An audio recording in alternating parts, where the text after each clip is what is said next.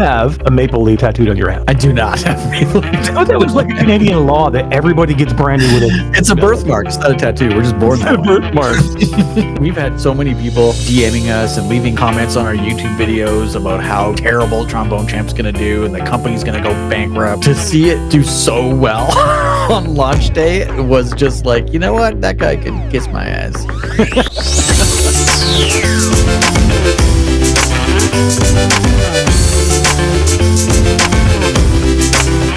You look.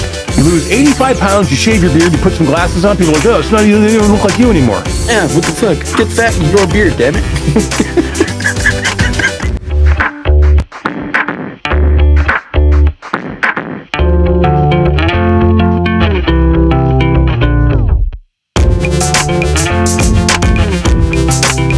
Like, he's already biased because he didn't get what he wanted. He wanted Alien Isolation. If you want Alien Isolation, asshole, go play Alien Isolation.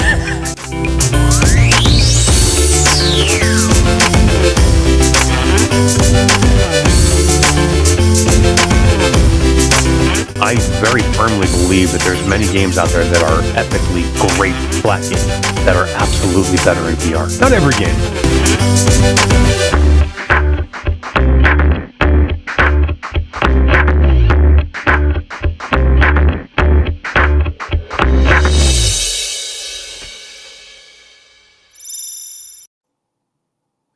What is going on, everybody? How are we doing on this fine Tuesday evening?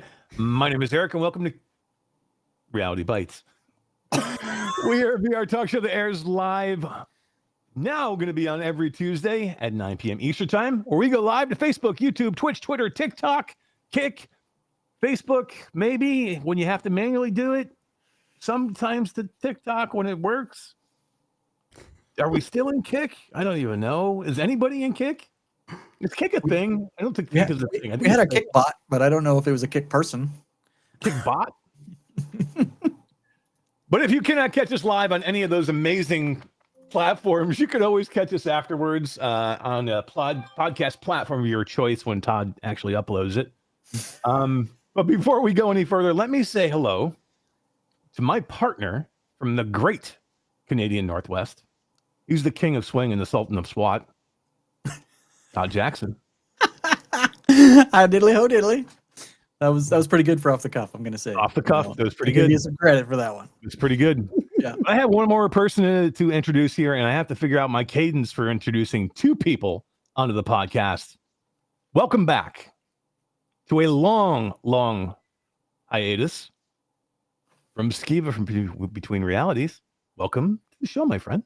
What's happening, man? How you guys doing today? We are doing good, man. We are doing good. Welcome back to the world of podcasting. Man, it's been a hot minute. I know. Since February. February. Holy crap, Yep. dude. Do you even remember how to do this? No, I don't even know what's going on right now. Do you even podcast, bro? Not really. Let's change that. I mean, Between Realities, former podcast content creators of the year, and it's been since February. It has, it has. It's, life got busy. Life got busy for Alex. I'm not sure exactly what's happening. I'd love to come back at some point. I'm not positive what's happening though. We might not. We'll see. But you've always got a home here. Well, that's just it. Now you get to join this podcast with us. Hang out here. We can talk VR, we can talk AI, we can talk tech, we can talk whatever's going on in the world. Last episode we talked about Buc-ee's, we talked about Trader Joe's, we talked about tattoos, Lactose intolerance. Lactose intolerant. Yes. We talked about everything but VR, I'm pretty sure last time, but that's the cool part of Reality Bytes. You can be pretty much anything you want, Skeeva, which is pretty damn cool. Let's before we get to that amazing little video that you guys put together, because I do want to cover that. But I just want to say, thanks for everybody for like being patient with us. We had to change a couple things around with the days. So again, we want Skeeva to be able to join us. And he is committed on Thursdays and Fridays because we normally go Thursdays, and then we were thinking, oh, maybe we'll just go Fridays. But those are days that Skeeva can't be here. And I don't know if Skeeva's going to be here as many times as he wants to be, but you don't have to be here on these shows. But if you want to be here every week, you can be here every week. But if you can't, you can't. And Tuesdays will be our new day to try and help accommodate that, because I think getting your voice back on a podcast, back talking VR, but technology and AI, I think is important to the community. So we're going to give you a platform where you can do that. So we're going to be live now on Tuesdays, everybody. Tuesdays at 9 p.m. It's going to feel weird. It feels weird saying it already. Got to get a new cadence down of like how I do this this intro with Tuesdays and a new name, and doing intros for two people. But we're going to get it. We're going to get it. We'll get it down pat. We'll be here next week in some capacity. I'm not sure. Me and Skeeva will definitely be here. We'll see if Todd's here or not. But we'll be here next week on Tuesday to see everybody. But all right, so now that that's out of the way, guys, let's see this epicness that you guys put together for the okay.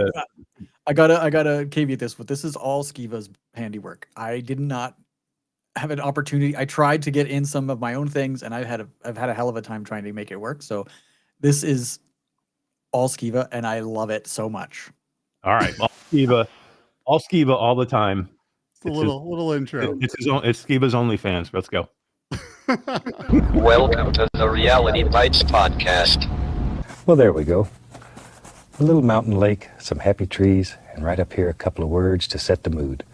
Welcome to the Reality Bytes Podcast, my friends. I'm glad you're here. My fellow Americans, and to all who look to the promise of this new frontier, I want to say one simple thing. Welcome to the Reality Bytes Podcast. My friends, I am honored to greet you. We gather in a moment of reflection and truth, and I say to you, welcome to the Reality Bytes Podcast. My fellow Americans, and to all listening abroad, welcome to the Reality Bytes Podcast. And there it is, Reality Bytes with the ultimate upload, Super Bowl champion. Welcome to the Reality Bytes Podcast. Stay with us. Welcome to the Reality Bytes Podcast. You're tuned in, folks, to the Reality Bytes Podcast, where the digital world does the talking. Pull up a chair and let's get bite-sized. Holy shit, dude. Holy shit, dude. Oh my God. The world is changing every day. I'm telling you right now, with AI and Sora 2, Skeeva's in the middle of the fucking wrestling ring saying welcome to the Reality Bytes Podcast. Man, I had to get some of those historical figures in there before they banned those from being able to be used. Yeah. Oh man. Which happened pretty quickly. Really quickly. Got it in time. Yeah. The Nixon one was funny as hell too, by the way. Oh my God. The Nixon one was great. But yeah, I mean, when you come out of the turnbuckle and you turn around, oh man, it's great. I love it.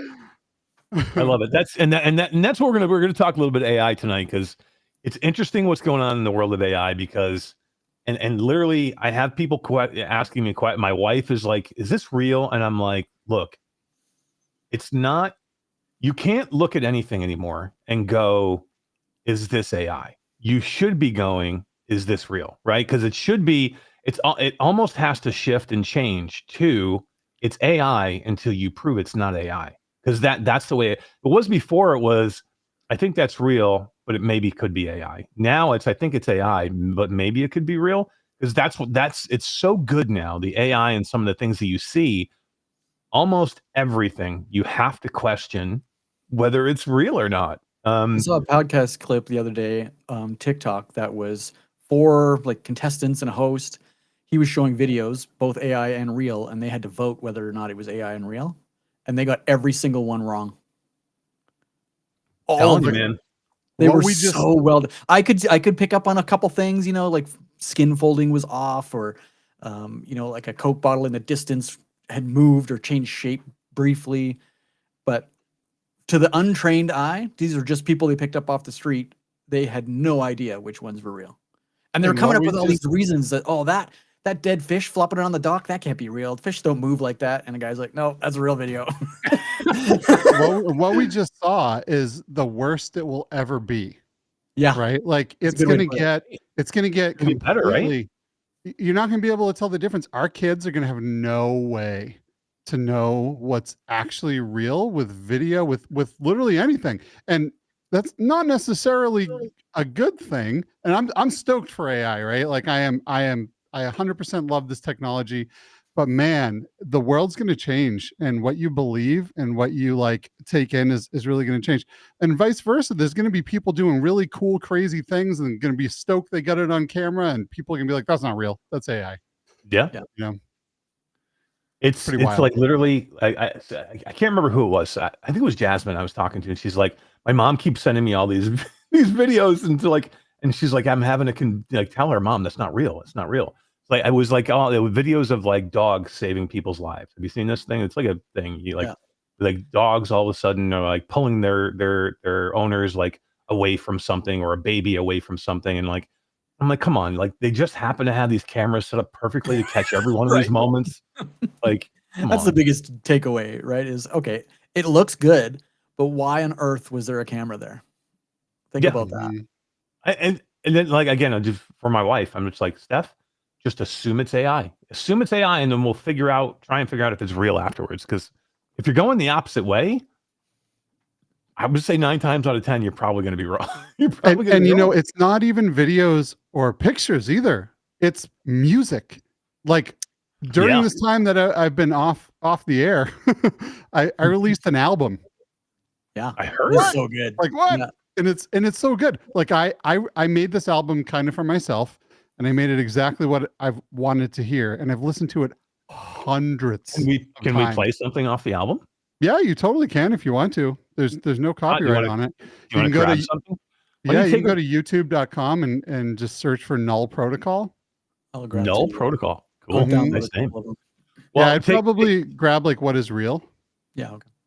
Take a look and see if you can find that. While you're doing that, let's say hello to the chat. We'll say hi to everybody. We got some amazing people in chat tonight. So we got Radio Run is here, says it's not Thursday. No, it's not Thursday. It's Tuesday. New night, Tuesday. Things change. Shubs 345 is here. Techno Glitch. Jay Bratt is here. What's up, Jay? How you doing? Skeeva's in the chat also. We have Space Gnome TV is here. Gabriel 004. Let's see. Todd was there. VR with Jasmine says, hurry. I know, we're here. Arlen Kundertz. That Dank Cheese is here. I love that name, by the way. It is the best, right? So good. We got some of the best names in the business in this community. Let's see. We got Michelle B 5177, Fourth Wall Breaker. Real Optics 1205. What's up, man? How are you? Hey, is that Will? Could be Will. I'm probably Will. Yeah. Salvador 2390. Awesome Tatum. What's up? What's up, Tatum?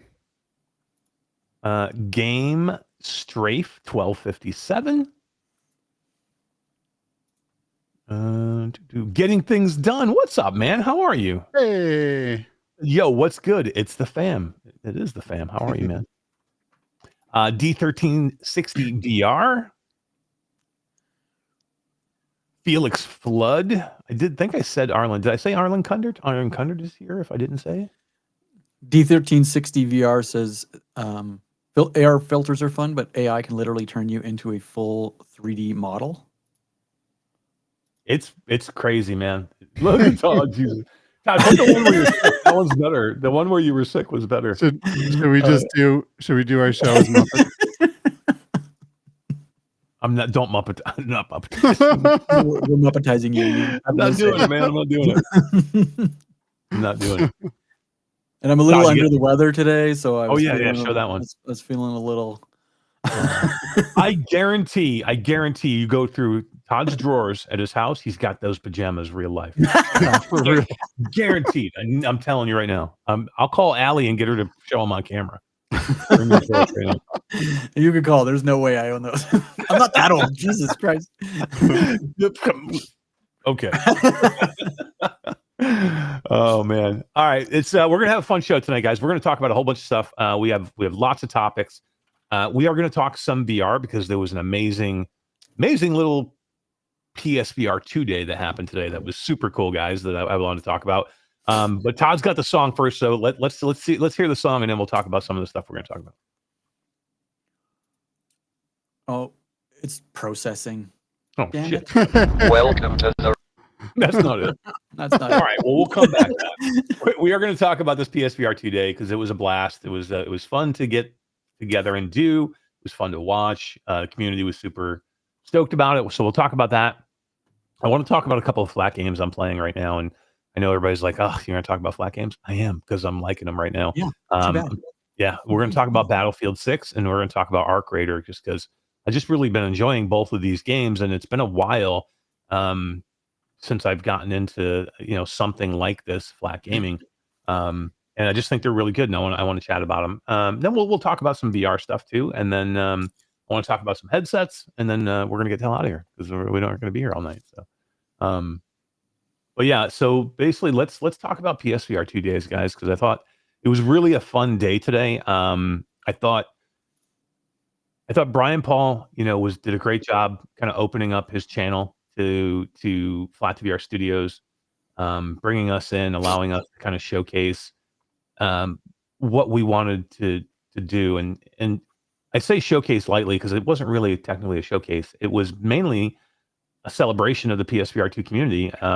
We wanted to the fans of that headset and that platform are so dedicated and rabid and like passionate about that platform that we wanted to just kind of give them a day. Like they don't, PlayStation fans don't get their due enough, I mean, like everybody always mentions Steam VR. Everybody always mentions Quest, and like PlayStation happens to be like the third man and, the odd man out, the third one mentioned all the time, and like, it's unfair because it's such a good platform. It's as inexpensive as it ever has been. It still has probably the best controllers on the market currently right now. It has some of the best lenses in the OLED lenses. I mean, are there some limitations? Yes, they unlocked it from the PlayStation 5, which is awesome and allowed you to do it on PC now. And you know what? There's some great games there now. Are there the big AAA first party games that everybody wants to see? No, but there are a lot of good games to play there, guys. Skeeva, what do you think? Like, where do you put the PlayStation on your hierarchy of headsets that you enjoy? I love the PSVR 2. And it launched with its first year was so freaking epic. It literally has some of my all-time favorite PlayStation or just VR memories in general, like playing Resident Evil 8, playing Synapse, like that 6 Star Wars game. Like there's just so many freaking amazing titles on that platform. Gran Turismo 7. Oh my God, dude. Like I've played so much of that. It's incredible. And the displays on that thing are insane. And the haptics on the controllers are nuts. It's a great headset. It's just like you look at it and you kind of wear it and it feels a little like the form factor feels a little last generation, which means that, it gets a little bit of hate still, but like, man. And I put, what's that company that makes the head straps for it? Globular cluster. Yes, I put a globular cluster on there and I love it. It is so much more comfortable now. But I love it. I love the PSVR 2. Some of my best memories in there. It is. Todd, I know you hate it. You're a big hater. I love the technology behind it. I love the games that are on it. I just find it extremely uncomfortable. Is the only reason I hate it. It is, and maybe because I'm bald. I don't know if there's any bald people in the chat that have worn this, but it hurts my head. And I have you tried the globular cluster? I have it. They sent me 2 because I thought the first one was broken because I just was uncomfortable as hell. So they sent me another one, and it was exactly the same thing. And I have it on there, but I play a lot of I used to. I haven't been in quite a few months now, but I used to play a lot of Gran Turismo with Buck and like VRO Zimtalk. and Zimtalk, that whole crew. Yeah, I used to be part of that whole thing and I loved it. This is so much fun. But I don't know, I really got to give it more of a chance. And now that we've got this, I think it's a little bit easier for me to go in and be like, you know what? I love these games because I've played them all, and I can't wait to now be able to play them in something that is completely unique with all the haptics and the adaptive triggers, and it's gonna blow my mind for sure. So I got a question though. I know it is like we've all got lots of headsets. For Steam VR games, I strictly use my Quest 3, purely out of convenience. I could use the big screen. I could use anything back there. Have you, either one of you, ever, not just to try it, but enjoyed PSVR 2 headset on Steam games? Or is it still in gimmick stage? I've never even tried it. Yeah, I've never tried it, so I don't know. Is it at a gimmicky stage or still, or is it like fleshed out and working? You know, it works fine. It works fine.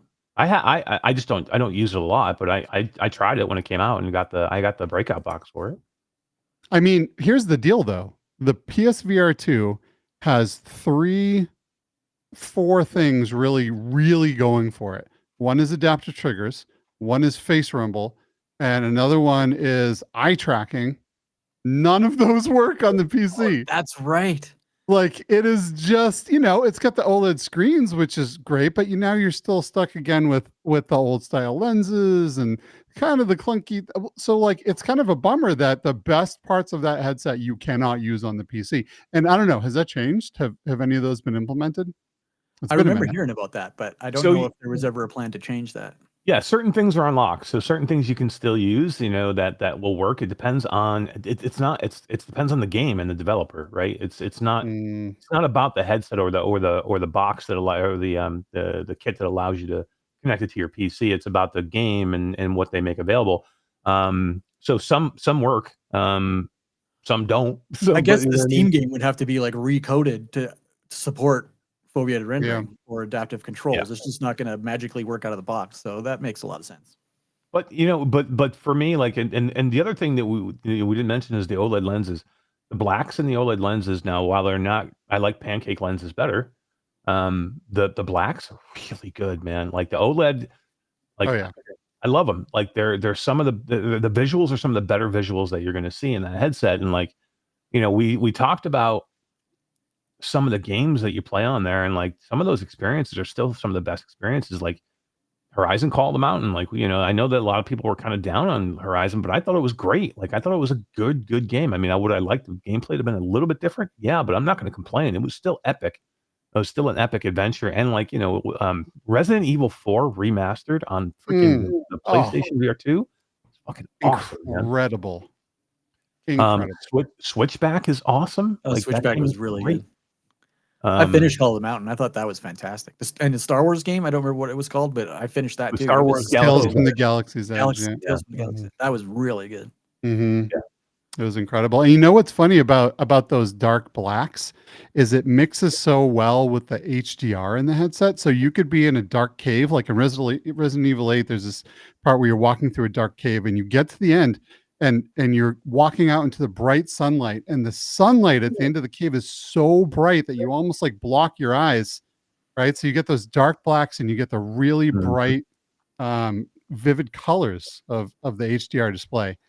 And it's really pretty sick, It is. It's a great headset. It's a good platform, and again, you have a very rabid, passionate community that want to play. A lot of them want to play just on that headset. So I don't think there's anything wrong with that. Like it's not my go-to. Am I going to go to and play it every day? No. But if you gave me a choice and you're like, you can play this game that's exactly the same way on this headset, and easily enough, you can just throw it on this headset, but I'm going to give you adaptive triggers. I'm going to give you face rumble. I'm going to give you foveated rendering, and I'm going to give you the blacks of the OLED. I may switch and go into that one. You know what I mean? That's very, again, especially if it's easy. If I have it set up and it's just put it on my head, I play seated a lot of times now. I don't give a shit about the wire. Like the wire is not, I think the days of before where like I need to play standing and I need to spin around like a freaking maniac in VR, I'm not doing that anymore. Like, I don't know. Like there's a lot of people now that don't even play standing anymore. I used to play standing all the time. Then I went half standing, half sitting. Like I would stand for a while. Then I got tired. I would sit. I'm telling you now, like 90% of the time I sit. Like, unless it's something where I just feel like I can't, I either sit or I get in a chair that that has no arms on it, like a high stool that allows me to kind of like half stand, half sit. So I don't really care that it has a wire on it. Like I've never. I mean, there have been times like with pulley systems and shit, and like with some like with the Valve Index that we talked about earlier. Like I'm just like, oh, this is just too much of a hassle. But lately, especially with the PlayStation, it's just not been a hassle for me because I'm playing normally right here at this desk, and I'll get back into the middle of the room and I'll just put it on in my chair, and then I'm done. Like I can turn in my chair and not be and still be fine. So I don't know. I guess it's just not that big of a deal for me anymore. I mean, would I prefer to get rid of it? Yes, but I mean, is it a deal breaker? I don't think so. The Roto chair was the game changer for me. Once I got that chair, I don't stand anymore, unless I'm playing something fitness related. I don't stand for any games anymore. That thing spins me around exactly how I want it and fast, and it is so comfortable to use that. Yeah, I love the Roto chair too. Oh man, it is really so cool. awesome. And it works with everything. Works with PlayStation. Works with, doesn't matter because you got the little puck on your head, and it doesn't matter what you're playing with. Like, it is so great. Yeah. Well, you know what's about to happen? Because a lot of people are going to be pulling their PSVR 2s out, and they're going to be wearing those things for a long time. Because you're going to get into games like Roboquest, and you're going to be in there for a long time. Because that game is addictive. Oh my god, man! I like so sometimes like Jazzman or someone's like, "Can you go test Roboquest?" I'm like, You're like, okay, man, there goes my whole day. Like I can't get in there for 5 minutes. I'm gonna be in there for hours. I very rarely can get in there where I don't try and complete at least one whole run. Yeah, which is like sometimes it can be. It depends on the run, but sometimes it can be 4 or 5 bosses depending on the run you get. That sucks an hour and a half to 2 hours of your time easy. Like, and that's with me unlocked everything. I mean, I couldn't even imagine if I was just going to start it from scratch. Like, I don't know. It is good, and you're right. And again, the celebration of this community today that we wanted to show is just again showing our support. We are going to support every platform, so we're showing our support today for the PlayStation, but we will show our support for MetaQuest, of course, and we're going to show our support for Steam VR and make sure that we cover that platform as well. But today was about PlayStation, and today was about that community. And I think this was a big one too. Miles Dyer reaching out to the man, and getting him to say a little something about this day today and about the PSVR 2 community, and then having him share out the entire show today on his own Twitter account. Todd, pay homage and show the man. Hello, VR game fans. I'm Shuhei Yoshida. Thank you for supporting PSVR 2 for a long time. I know how passionate you are about VR games, and I'm a huge fan of VR games because they give us experiences that's never been possible in the flat screen games. Congratulations on this showcase. I'm very excited about learning about new games. Enjoy VR games and hope to see you soon. Bye. Dude. Man. What? Right? When Miles came into our meeting and showed us that, like, everyone was like, oh my god. we were planning this PSVR 2 days, and I'm like, me and Miles were talking, I'm like, man, I wish I don't have as much contact with Shuhei as I will, because I wish we could get in touch with him. I think he would be cool and be kind of stoked about this. Miles was like, I think he follows me on Twitter. I think I can message him. And Miles did. He messaged him, and like Shuhei got right back, and Miles was like, hey, would you mind recording something? And the guy's like, boom, yep, no problem. I'll record it. And he had the recording back in like no time. And then Miles hit him up today. He was like, hey, we have the link. Do you mind sharing the show out? And he shared it on his Twitter, man, and said, go check out the showcase. So just super cool. I got to tell you a story. I'm in Tokyo, Japan this fall, late summer for Tokyo Game Show.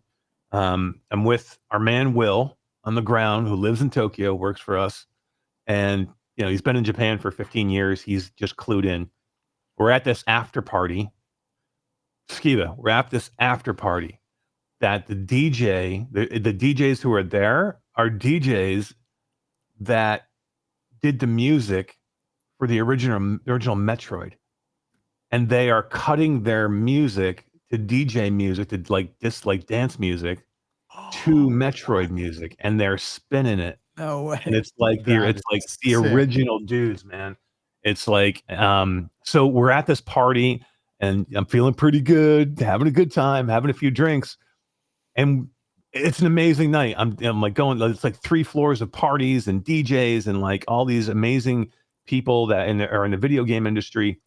And Will's like introducing me to everybody. He's bringing me over here. He speaks Japanese fluently, so he's translating everything. And it's an amazing night. I get to the end of the night. We're walking home. It's like 3 or 4 a.m. He goes, "Oh man, did you see Shuhei?" And I'm like, "What? No." He was at the bar for 45 minutes. I was talking to him like, "Why would you not come get me?" It's Shuhei freaking Yoshida is at the bar having drinks for like 45 minutes. Will was talking to him. I'm like, "Will, come grab me at this point. Grab me." Man, I was wondering why we fired him so fast. I know, right? Like, what are you doing? What are you doing, Will? He's like, I was talking to him. I could have introduced you. And I'm like, what? I'm That's like, crazy. There's nothing I'm doing that's that important that I wouldn't go talk to Shuhei Yoshida. Wild, man. What a legend that guy is. Absolute legend. So cool, man. Man. I just He's love so humble and cool. Right? Yeah. Like he has been a proponent of VR and especially PlayStation VR for such a long time. So to get him to like comment on this was just super cool. I mean, like when we geek out about this stuff. So when we're putting together this showcase today, or this PSVR 2-day celebration, and he gets a chance to we get a chance to see him. Like we were, like Todd said, when Miles showed us this, like we were geeking out. Like, I mean, we're like the big kids too. Like I'm like, this is the stuff that makes us excited. Space Gnome TV says, Eric, did you get a chance to hit up any arcades in Tokyo? And there's some of the coolest arcades there. Absolutely. Arcades are everywhere in Tokyo. Like, Tokyo is such a cool place. My first time I've ever been there was this year, and I spent 5 weeks there this year. So the first time I've ever gone, and I spent 3 weeks there for Bit Summit in July, and then I turned around and went back in September for Tokyo Game Show right after MetaConnect, and I was there for almost 10 days, almost 2 weeks. 10 days sleeping in a little pod the size of your arm span. I mean, it wasn't technically a pod, but it was small, Todd. Like literally, like I could. When you're staying in Tokyo, the rooms. Well, if it's like a tatami apartment, then yeah, they're like the rooms are small, 10 feet by 10 feet, kind of thing. Yeah. Like bigger than a pod, but I could almost reach my arms out and touch both walls. Like small. Do they have a bed in it at least, or do you have to sleep on the floor? Yeah, I mean, yeah, you gotta have a bed. Sleep on the toilet. Have beds. What I do love though is every bathroom in Tokyo, or in Japan in general, just in Japan, has a bidet and has a heated toilet seat. It's the most amazing thing ever. Even the public restrooms, like you go to anywhere at public restrooms, and they have a built-in bidet in every public. Can I just say that bidets are a legit life changer? Like preaching to the choir. They really are. I don't have one at home. Skeeva, do you have one at home? I don't. I went and visited Jasmine and stayed at Jasmine's place, and I was like, oh man, I need a bidet now. This is the best thing freaking ever. Yeah, no, they're amazing. Like especially the heated ones. Like it's a game changer. Mm-hmm. Like it's a game changer. Total game. Because when you don't have them, you're like, what is this Neanderthal thing? I gotta what? I gotta do what with my hands? I gotta do what? It reminds me of what was the movie? Was it Demolition Man? With, the seashells. With Sylvester Stallone. He comes out of the bathroom when he's in the future, and he's like, "What do I do with the 3 seashells?" That's how I feel coming out of the bathroom in Japan the first time I was there, because I'm like, I don't know how to operate any of this. Like, and it's not like some simple bidet either. Like these things have controls, dude. Like you can like control everything. Like mine has a remote that's like this big, and I can control where the water shoots, the temperature, the seat vibrates, like massage, the Wow. The seat is heated. So sick. It's got a blow dryer, and you can aim the blow dryer wherever you want. Like, it's crazy. Yeah. I mean, I would never Amazing. leave the bathroom. Like, Yeah, right. It's all thanks to J-Brat. That's the one J-Brat sent me. Oh, nice. That's right. Yeah. I actually remember you telling have me one. about I actually have one over here, but I don't want to take it out of the box because it's the Mike J bidet. Oh, dude. From Running with Scissors. So Yeah. Mike J, he's the chief bidet officer for Running with Scissors, the guys that make Postal. They actually make a bidet called it's Mike J's bidet, and it's the name of the bidet. So it's actually pretty freaking cool, but I won't open it out of the box because I have so much cool. I can't take it out of the box. Oh, You can man, just send me keep another the one to box. use. You can keep the box. You know? I can't do it. I can't do it, man. No, you should. And then every time you go to the bathroom and you get nice and clean, you should DM them and be like, "Thanks for the clean butt, bro." Thanks, bro. I know, right? Thank God. But it is though. It's so cool. Like Tokyo is it's the cleanest city I've ever been to, or Japan in general is one of the cleanest countries I've ever been to. The people are extremely polite and nice, and not just to like foreigners. They're nice and polite to each other. Like there's never any pushing and shoving on super crowded streets. Getting in and out of the subways and on the trains, it's an orderly thing. It's like going up and down the stairs and the escalators. Like you had it's not a free for all. I lived in New York, so when I went to New York City, it's like a fucking zoo, dude, and people just don't give a shit about each other. Like you can barely walk down the street without somebody shoulder blocking you. Here, that would never happen in Tokyo. Everything's loud in New York City. Everything's so quiet in Japan. Like, do you go to Japan, you're on a train, and literally it's silence because the culture is about you respecting everybody else's space. So you'd never hear somebody on the phone talking. You'd never hear them listening to their phone without having earbuds in or something like that. You'd never have two people having a conversation if it wasn't low whispered talking. If you hear it, it's usually the dumbass Americans doing it or the dumbass foreigners being super loud on trains. It just doesn't happen that way. And literally just the simple thing of you always stand to the left side going up or down an escalator so you can make sure that people who need to hurry up or whatever they're doing or who don't want to stand or always have a spot where they can get by you on one side. Whether it's an escalator or stairs or whatever. And like I said, getting on in it, they pack their trains with people, but it's never like you would see in Chicago or New York where it's packed in and people are fighting to get into there. It's basically everybody kind of gets in and they you squeeze in the last person will sometimes the people the conductors have to push them in to get them into the door will close. That's how packed they are, but it's just done politely, I guess. I don't know. And with respect. Imagine that respect for your fellow man. Who would have thought that would have been great? Yes, it's so crazy. It's so crazy. And Space Known TV said, and the food is amazing. The food is some of the best food I've ever had. Like literally the best of everything. The eggs are next level. Just eggs. You're oh, it's an egg, Eric. No, I'm telling you, egg salad is it's a food group there. So good. I'm not a huge egg salad. I don't even eat egg salad here. I don't even like it here. You go there, I ate it every day because I would go to the 7-Eleven or the local conveni. They call them convenis, and you would go and get these amazing egg salad sandwiches. Are little pillows of heaven and egg, and they're fucking amazing, dude. I'm not kidding. And then they have this thing called Oma rice, which is basically the most heavenly light omelet over rice with a gravy and usually some type of meat, where it could be a pork or it could be beef or it could be tofu. But the omelet, it's not just a crappy egg American omelet like you would see in a diner. It's the omelet itself is a work of art. It's like a freaking pillow, man. And they come over and this omelet is laid on top of the rice and they come over and they slice it. And it's solid. It's solid at first, but they slice it on the top, Skeeva, and it just rolls apart like creamy goodness. I don't even know how they do it. It's freaking magic. Bro, I'm okay, telling so you. like I really, really, really wish I ate dinner before this podcast now. Yeah, right. Especially now. I'm like, I know we're like hungry now. I know. uh-huh. There's so the food experience is there. It's not even just the food. It's like the atmosphere. Like doing sushi there is like an experience. Like it's not.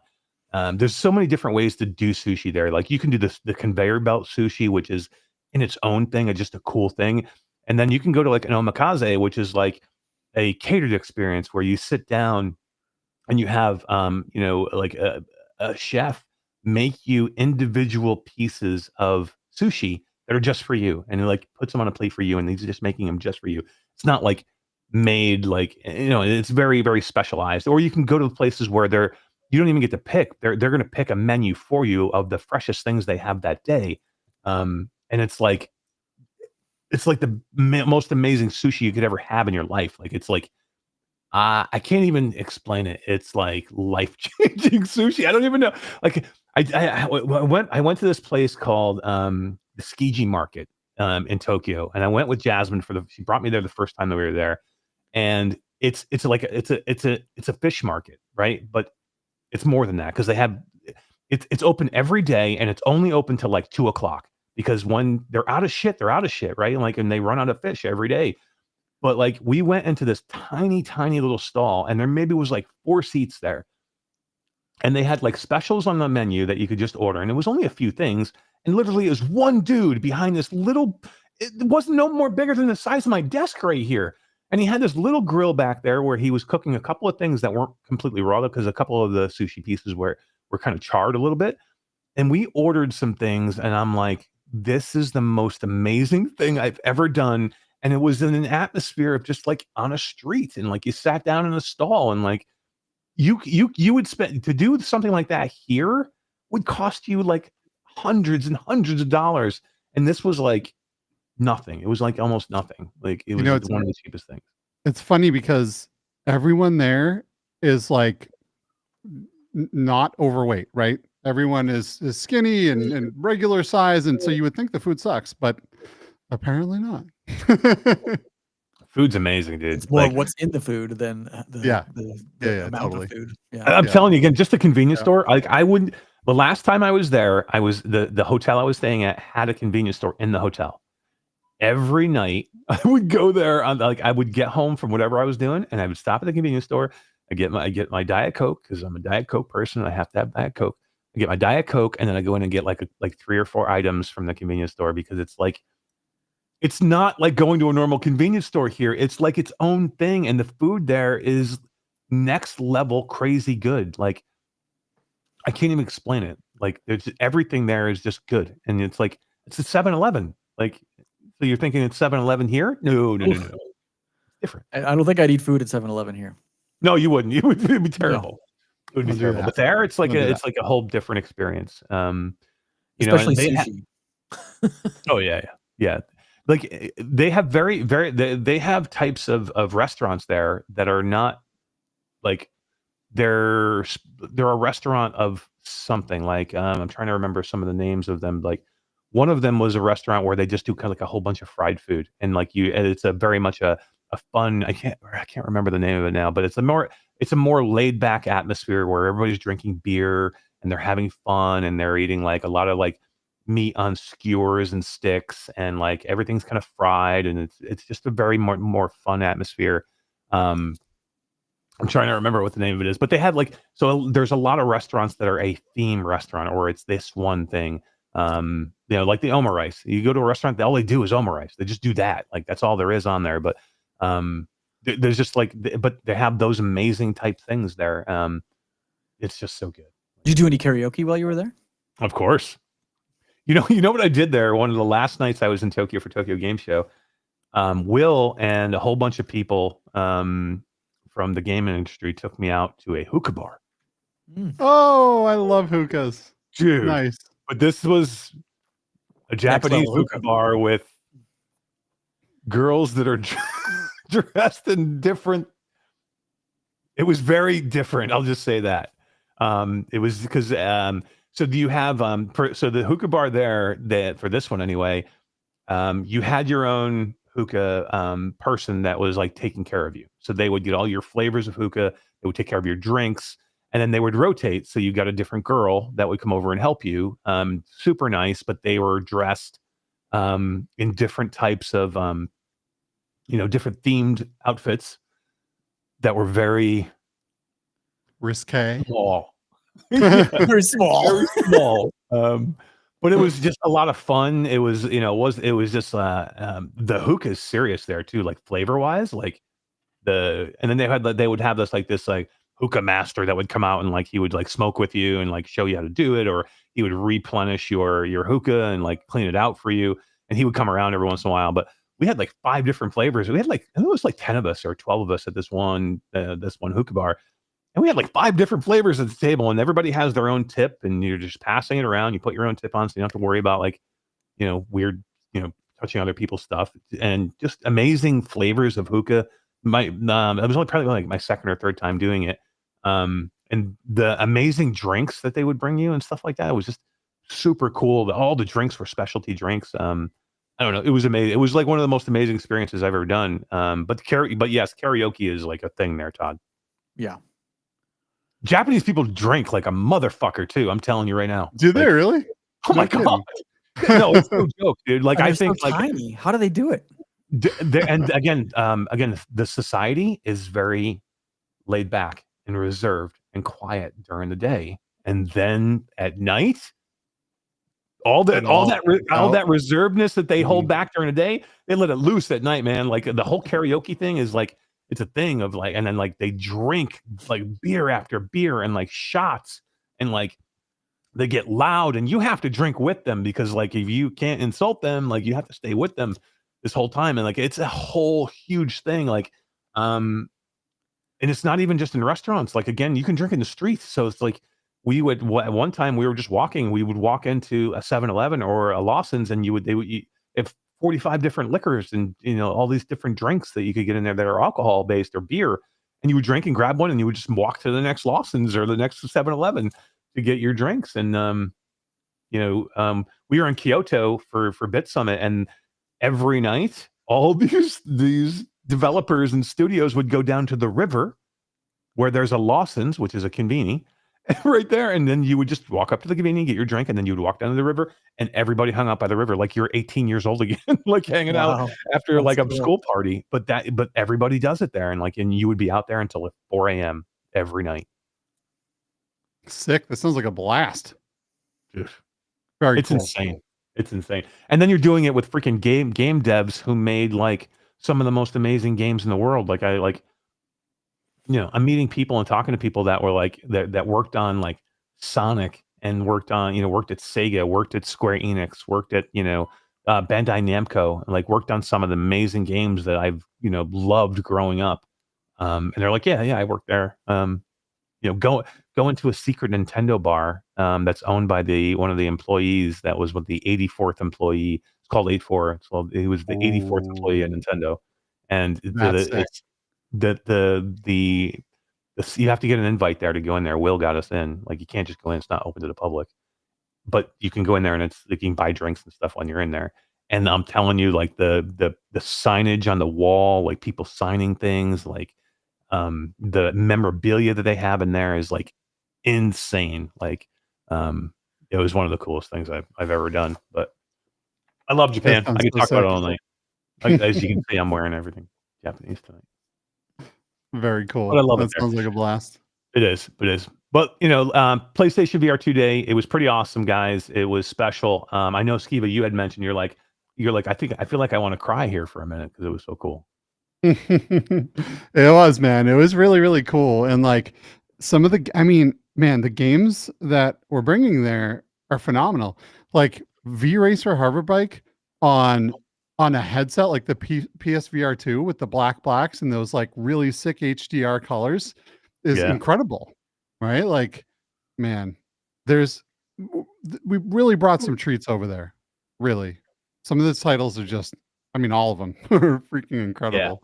So yeah, really we had some big announcements today too. Some stuff that we're super proud of. Some partners that we were able to help bring in. VRacer Hoverbike dropped today. So if you like VRacer Hoverbike and you're a PlayStation fan, Todd, one of the coolest games that we have seen come out in a long time, and it was an honor to be able to work and help this team. Number one, get to the Quest, but something special to turn around and get it to the PlayStation right now. Todd, you got the trailer, the PlayStation trailer?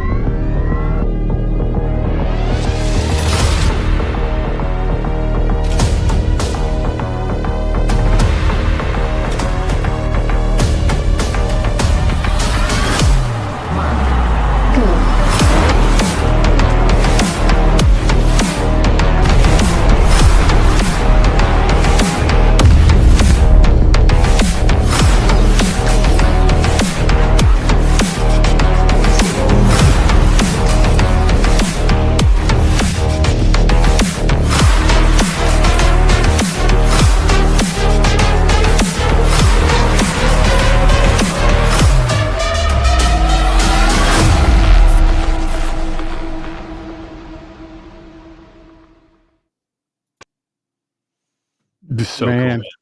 Whoever made that trailer is lit. Who made that trailer? So good.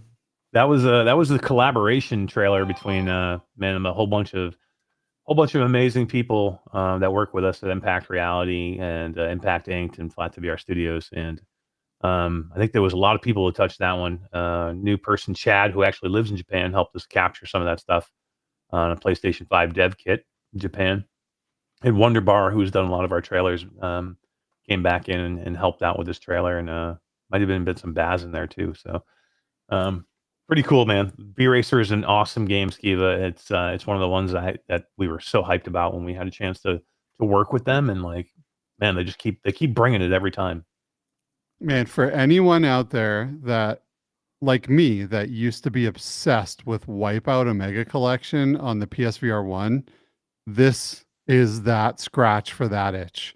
This is like right up there with the Wipeout series. It's really, really good, and it's super fun multiplayer, weapons and speed boosts, and like, oh, it's just so good. So good. Go play it immediately. And you can thank me later. Seriously. And then right as we're kind of dropping this whole thing in the showcase, and they're like, hey, by the way, it's out now. You can go buy it. Which definitely go buy it. Brian Paul drops his review, and he sits down and he shoots a 9.5 out of 10 for the game. And I can tell you now, Brian doesn't give those scores out easy. Nope. Doesn't give them out. Not wrong. It was not wrong. And then Gamertag dropped his too. And it was the same thing. Which was nothing but praise. And Gamertag often doesn't praise things either. So yeah, this is a great game. Yeah, no, super cool. I was super happy to bring it. You know, another one, Skeeva, that I was excited about, and Todd, you remember Dave Marsh from Shadowgate. Oh, yeah, such a great guy. You know, Dave has been a friend of this channel since the beginning, like literally since we started this podcast. When Dave came on, when he originally was going to launch, you know, Shadowgate on the Rift and the Quest, and you know, we were able to, you know, kind of come together after all this time and help publish Shadowgate and bring it to PlayStation. And it's coming soon to PlayStation, November 11th, I think. That's going to be great because on November VR, it looks so good. Yeah, November 11th. To see that on the PlayStation VR 2 is going to be pretty epic. It's such a cool game. Yeah, it is. It's so cool.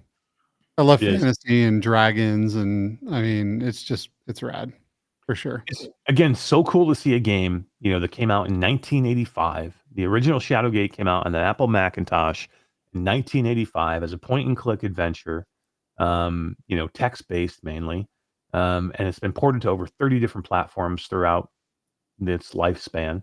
And to see it finally come to virtual reality on the Quest and the Rift and Steam, but now finally make its way to PlayStation VR 2, I think is a testament to that franchise and Dave Marsh pushing that thing for years and years and years and years. So Yeah, he lives in the inside title.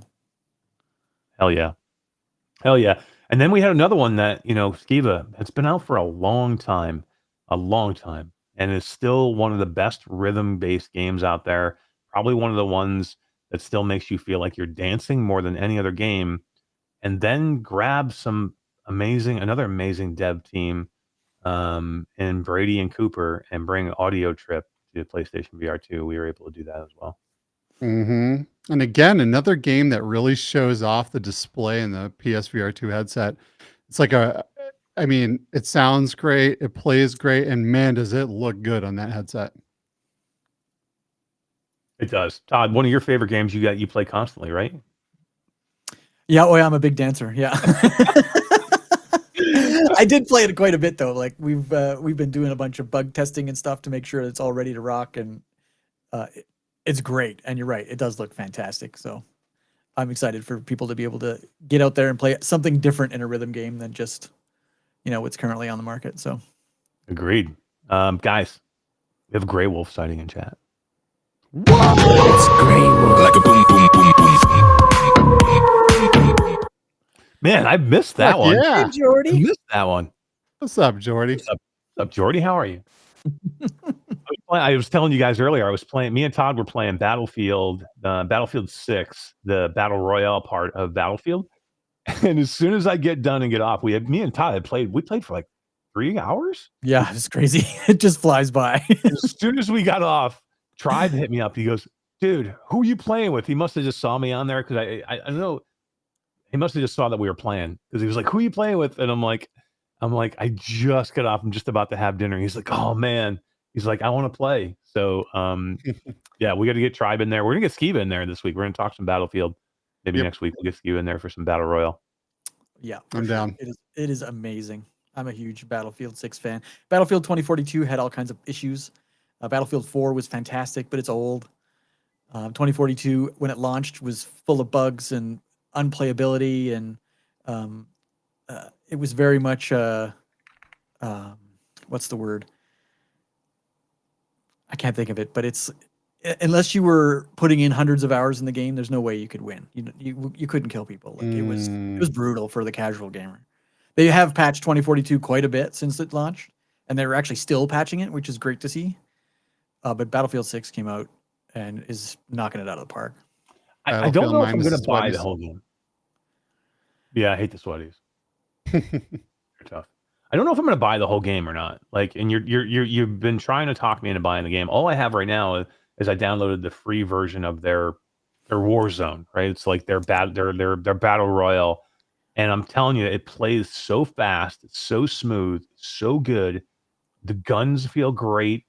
The movement is really good. It reminds me of old school Warzone when it first came out.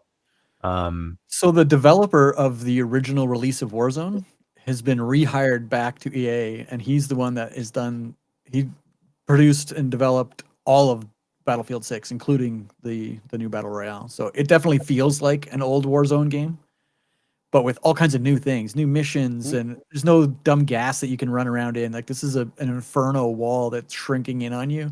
So if you're within like 10 feet of it, you just catch on fire and die. Like, and it is. Yeah, there's no hiding in the gas here. You get the fire, we're in a building and we're trying to loot quick, or we see people outside, and I'm looking around and this wall of fire is coming. So I'm like panicking. I'm like, Eric, we need to leave. Like, we got to run, man. And he's like, oh no, we'll be fine. I just got to loot. I'm like, no, that's not how this works.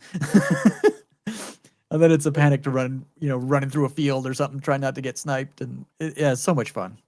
It's extremely cool. And Skeeva, the destructible environments that you have in there are some of the coolest I've ever seen. Like literally, me and Todd were in a building, and the building collapsed. Like, somebody drew an airstrike in on us, and it wasn't just the airstrike and you get, it was a bomb and you feel it go off.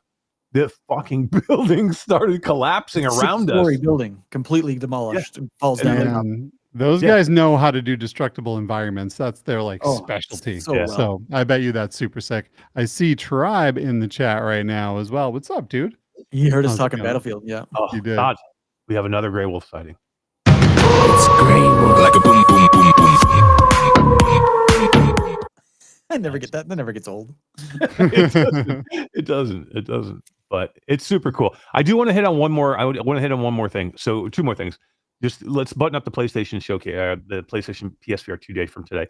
Rager announced. That's a really cool game. I like Rager a lot. It reminds me of Against. It was another title that we kind of grabbed onto that I think is really, really fun. It's really good. It's got heavy metal music in it, which I really, really like a lot.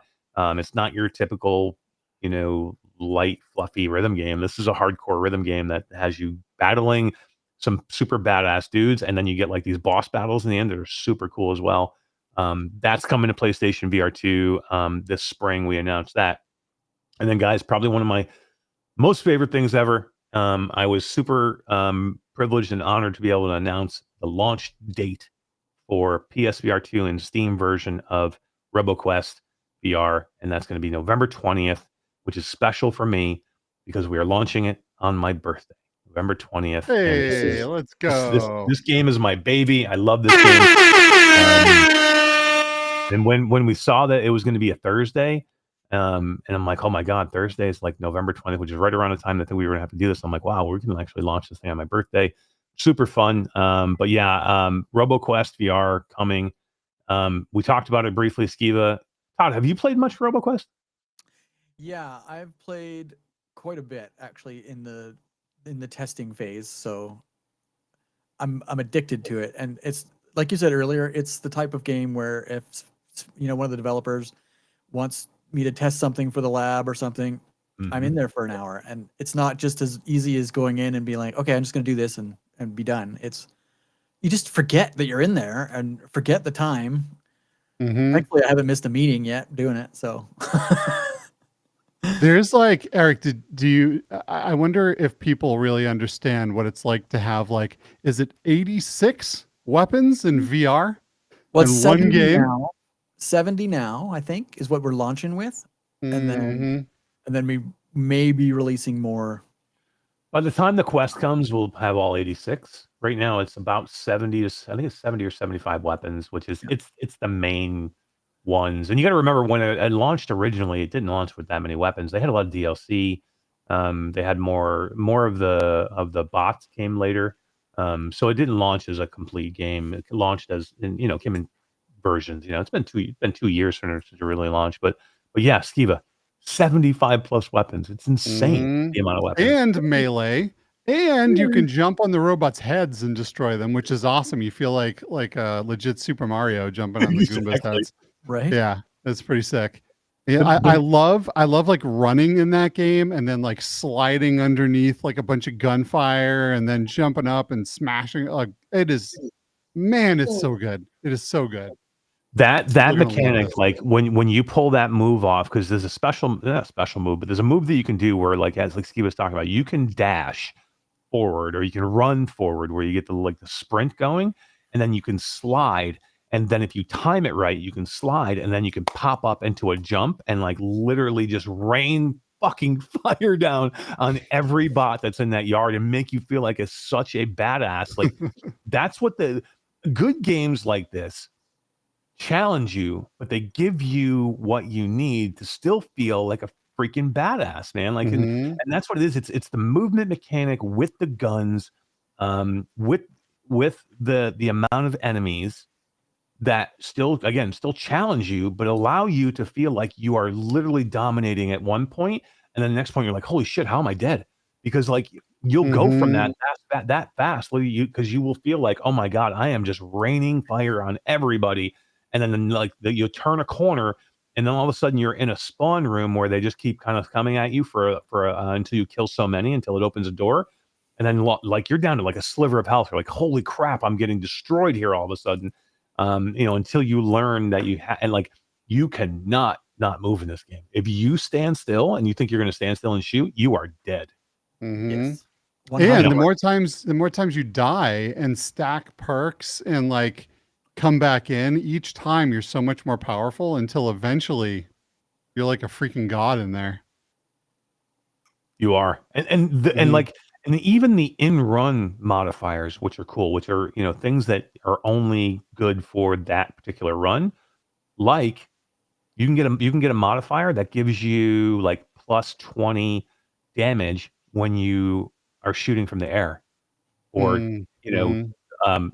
which is super cool, right? So the more air time you get, the more damage you're going to do, or you can get all these elemental effects that go along with your gun. And like there's the in-round perks, and then you having to choose which one you get, because they give you a choice of 4 that you can choose when you get an in-round perk. And then you have to choose, and how are you going to play? I mean, do you want life? Do you want more health? Do you want more firepower? Do you want faster reload times? Do you want more speed movement that allows you to move faster? There's so many different things that you can choose from that will affect how you play and how far you get. And the game is so deep. I don't even know if everybody knows how deep this is, to the point where, again, it's a roguelike. So you have to get through the entire game in one run to finish it, which you'll never do until you get yourself beefed up enough. Yeah. Yeah. And once you do, it's kind of like Hades. There's 4 different endings. So when you beat it, you're not done. You need to go through and do it again, and it gets harder. And then you need to go through and do it again, and do it again, and do it again, to get all of the endings and to open all of it up. And as you go, you'll actually start to open new enemies that you haven't seen in any other run. And sometimes you open up new areas that weren't accessible to you in your first or second run.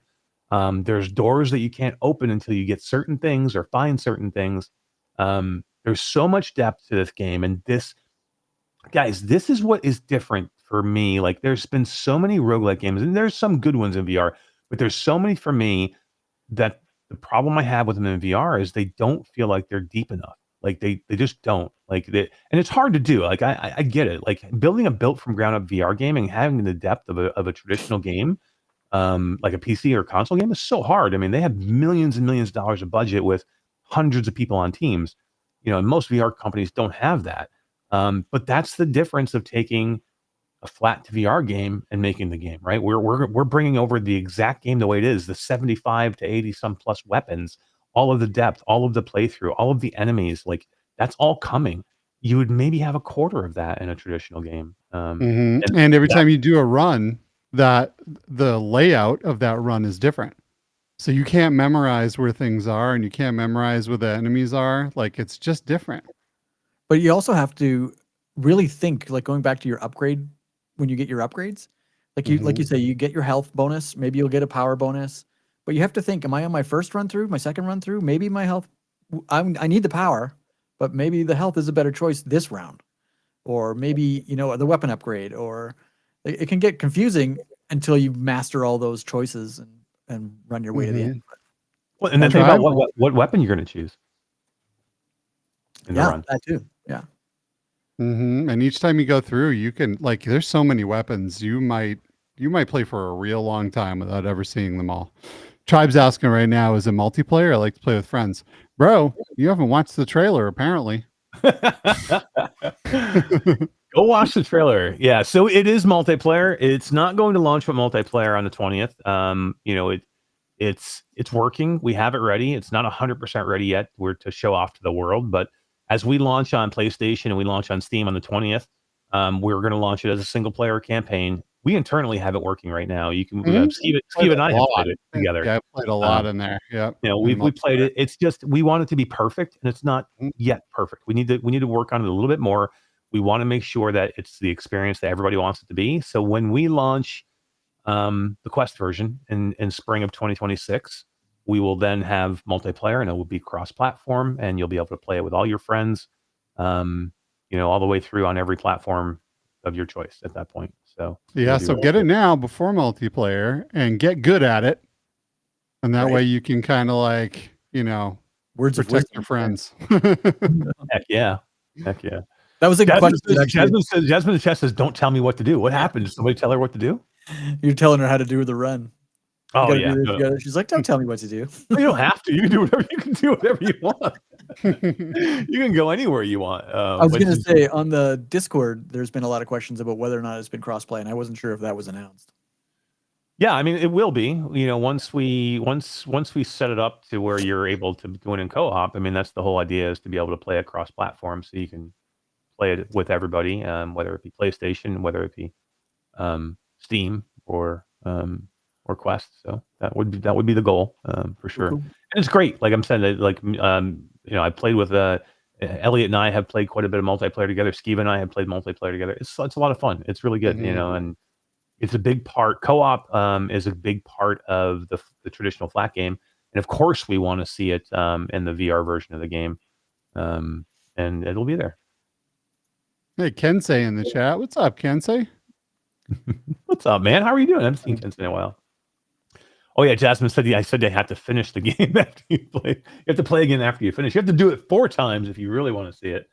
What's funny about Roboquest is like I've got hundreds of hours in the game, and I swear on certain runs I go and like, man, have I seen that before?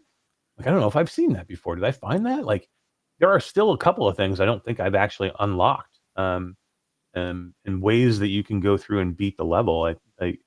There's still some stuff I haven't unlocked in there. That's the art of it. I'm sure there's still some weapons I haven't tried. There's 80 some weapons. I guarantee there's a couple of weapons I just haven't wanted to try again or gotten into. But there's some cool ones. And like you said, Skeeva, melee. You want to throw it. They have the throwing axes are so cool. And the bow and arrow is so freaking cool. Yeah.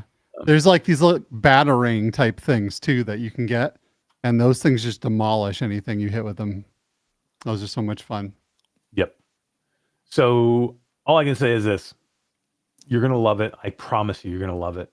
And somebody said earlier, which is super nice. They said, I'm not a big fan of roguelites. I don't really like roguelites, but I'm going to support it and go buy it because I love Flat VR Studios and what they're doing. Oh, thank you so much. You're going to love this game. I'm telling you, even if you don't like a rogue, if you're like, I don't like roguelite, you're going to like this game. I'm telling you, because it is a roguelite, but it's not, I don't know. It doesn't, there's enough to it that it just being like a roguelite is not the only thing that's here. The gameplay, the gunplay is great. Just think about it this way. The traditional game, if you're reloading your weapon, it's a button press. Here, it's not a button press anymore. You're going to physically reload. And that brings a whole new shooter element to it. I said, the aerial part of it is super cool, but how about peering out behind cover now and being in VR and being able to lean in and out and shooting and doing it that way instead of playing, more aerial? How about rail grinding? How about there's so many things that you can do here now that maybe aren't exactly the same way in the traditional game that are going to feel better.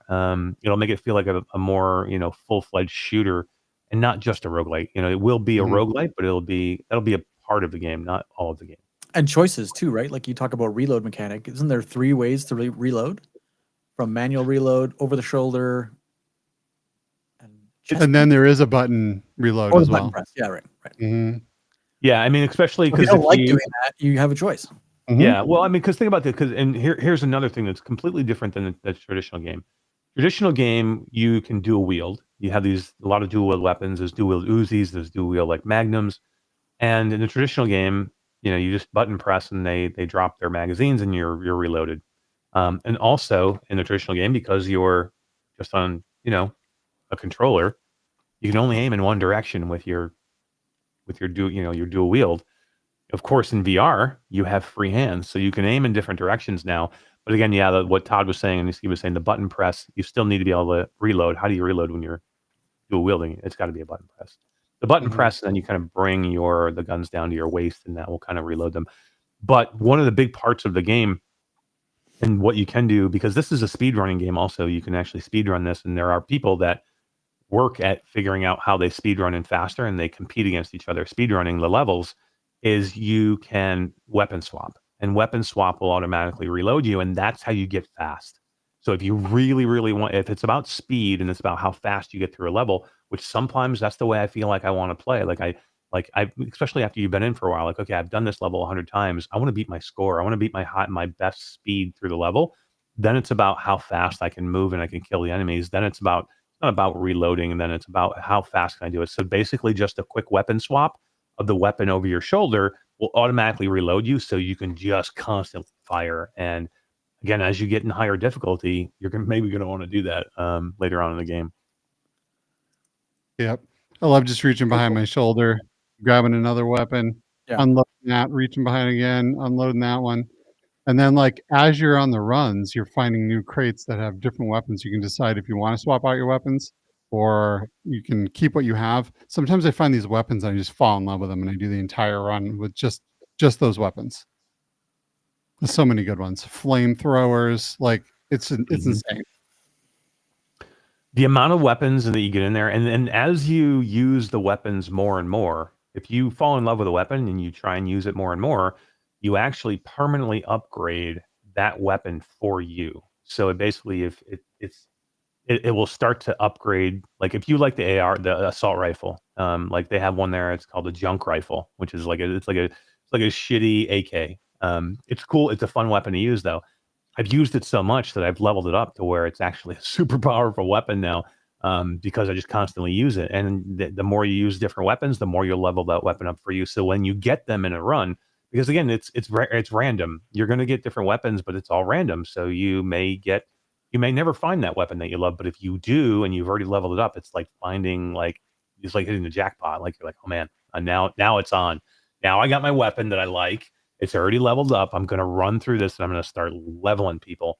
I don't know. I don't want to give the whole game away, but I mean, of course, you can go play it flat, but like, I don't know. There's so much good stuff. We haven't even talked about the elemental effects, guys, and like the fire and the freeze that come with your weapons. As you get higher through the run, you're going to be able to either upgrade your weapons or you're going to be able to find weapons that are higher. So you'll start out with like the white weapon, which is like, or grayed out weapon, which is like level 1, blue or green is your level 2, blue is your level 3, purple is your level 4, and then gold is your level 5 or 6. And they even go up higher than that, but they stay like the colors like that. But they will have sub side effects to them, or they'll have like perks on them that will give you even more badass shit than your actual weapon is. Like you'll have an elemental effect, you'll have freeze beams, you'll have every third shot shoots a fucking grenade out of the end of the gun. And that just area effect blows everything up. Those are the things that are super cool with this game that are unique to every run. Like everyone is different. Like Skeeva was saying, like every run, the environment's different. Yes, the maps are different every time. The different weapons you're going to get or they're going to be given to you are different every time. The perks that you're going to get are different every time. That's what's amazing about a roguelite is they're replayable constantly, and that's why, like Skeeva said, he falls in love with it every time. When Jasmine's like, Skeeva, I need you to go test something, he's like, okay, and then he like goes in there for 3 hours and plays. Like it's like it'll hold you that much. And I think Todd, you said the same thing, testing for lab. Yep. Yeah. I can't wait for everybody to get in. I can't wait to see some content that people make. It's going to be exciting. Well, I know what I'm doing after the show. I know. I feel like I want to go play. We can go play multiplayer. Yeah, YouTube. Yeah, we can. All right, let's stop talking about PSVR 2 Day. We've talked about it forever. But amazing games that were out there. We had some big updates there. Go check it out if you haven't watched it yet. If you haven't watched it yet, you can go watch it now. There is a way that you can win a PlayStation 5 Pro in there with some secret codes for a Gleam giveaway. So go check it out. Rewatch it, give it a thumbs up, and then go wish list or buy the games is the best thing you can do. Okay, guys, let's talk Battlefield again, because I want to hit on this one more time before we get out of here, because there's 2 games that I've been playing this week. Battlefield, Todd got me into. Todd's very, very good at these games, although I had to carry him for pretty much the entire time that we were in there this week. Thank God I recorded it all. So, but it was a lot of fun. So during COVID, like I remember, like when Warzone originally came out and then COVID hit, like I was literally playing Warzone almost every night. I had a group of people that I was playing with online, and then my nephews, who I couldn't see anymore, they were like in their mid-teens. They were huge into it, so it was a way for us to connect. And I literally just remember when Warzone came out, that's all I played forever.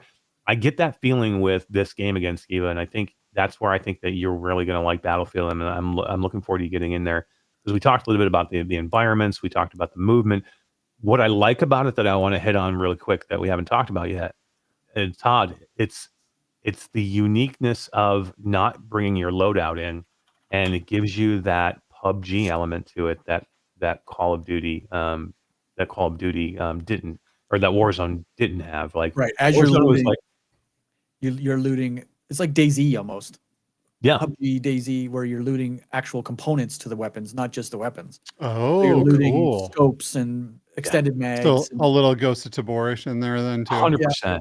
Yeah. Yeah. It's got a cool feel to it. Todd, It's you got a different trailer for this? I do, yeah. Let's see the trailer. This is gonna light you up, Skeeva. It is. It is freaking ridiculous. I was gonna make sure I hit the right button. Any day now, Susan.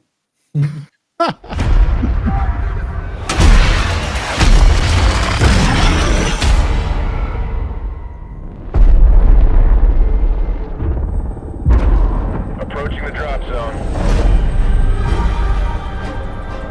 Expect heavy resistance as you enter the redacted sector.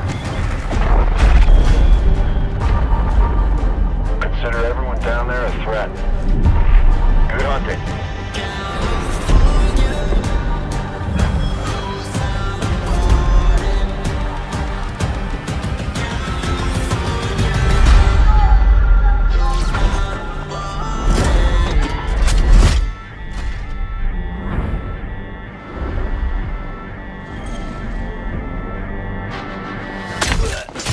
Let me welcome everybody to the Wild Wild West. A state that's untouchable like Elliot Ness. The track hits your eardrum like a slug to your chest. We in that sunshine state where the bomb ass hit beat. Smoking and grinding like the slow jam. It's West Side, so you know I'm rubber bound down to no man. Say what you say. Give me that bomb. Let me serenade the streets of LA. From Oakland to Sacktown. From Bay Area and Blacktown. Cali is where but they knock down.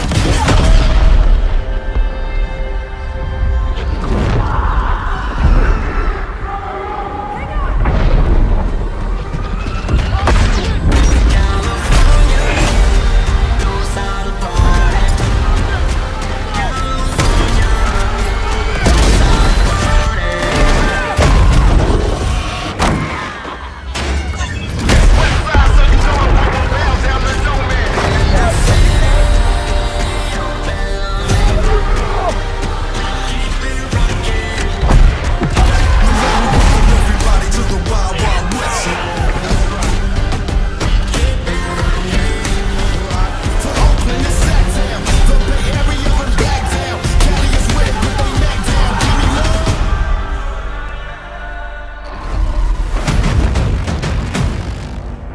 Throw it up, y'all. Throw it up. Throw it up.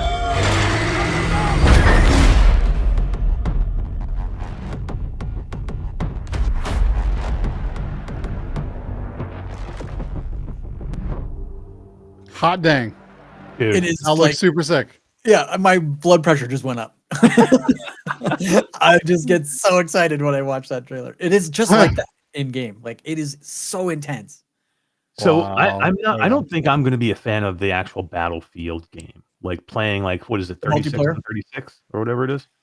Yeah, 32 and 32 is the 32 big and 30. That's not me. I don't think. I mean, I may end up getting it and trying it, but like for me, I don't mind just downloading the free, battle royal, because the battle royal has everything that you just saw in it, but your 2-man, 3-man, or 4-man squads. That's it. just 2 and 4 at the Is moment. it 2 and 4 right now? Okay. Yeah.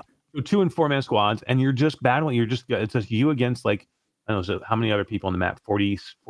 It could be anywhere from 40 on the smaller ones to like on the smaller version up to 100 on the big one.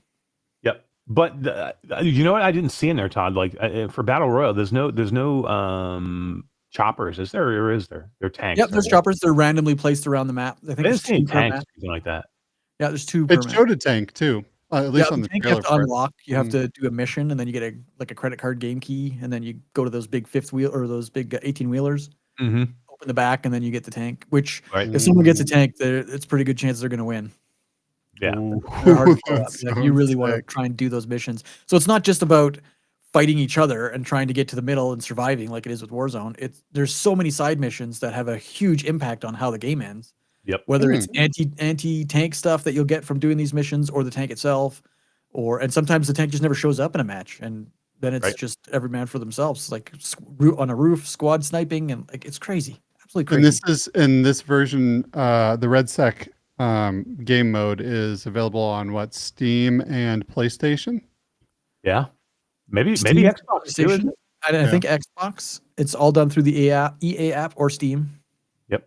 You can buy Oh, either. okay. It's free. I keep so you forgetting can get about it. the EA app. Yeah. You can do that Yep. either one. Yeah, it's pretty cool. I do have an issue though with the game. I can't. It won't allow me to play on my PC. I can only play on my laptop because of the anti-cheat messes with something in my computer. Secure boot.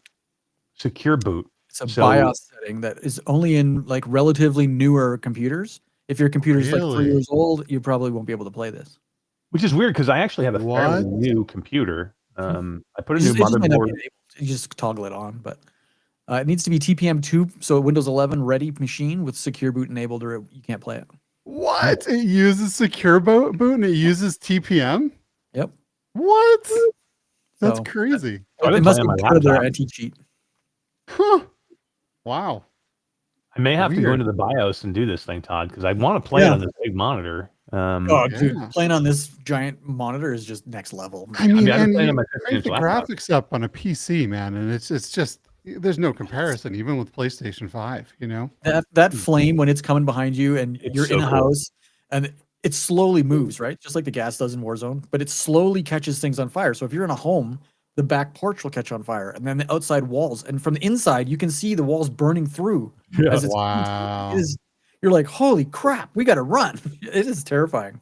I'm downloading this The directly. looting mechanic is awesome too, though, because it makes you want to keep upgrading your gun and getting like bigger mags or the sight that you want, or so it's like you're tempted to like stay closer to the flame so you can just kind of loot on your way, make your way to the middle of the circle, so then you're badass by the time you get there, because you want to find better shit. You want to find like the mortar strikes, or like calling the airstrike. Airstrike, Or yeah. you want to find the UAV, right? So you can see where the enemy are in the map. So And that's it another makes thing you we want haven't to talked loot. about, right? It's very class specific. So the recon class in RedSec, you get a drone that you can use to target people and drop bombs on people, and it's a drone that constantly regenerates itself. So once you use it, it's like a minute and a half, and you get another one.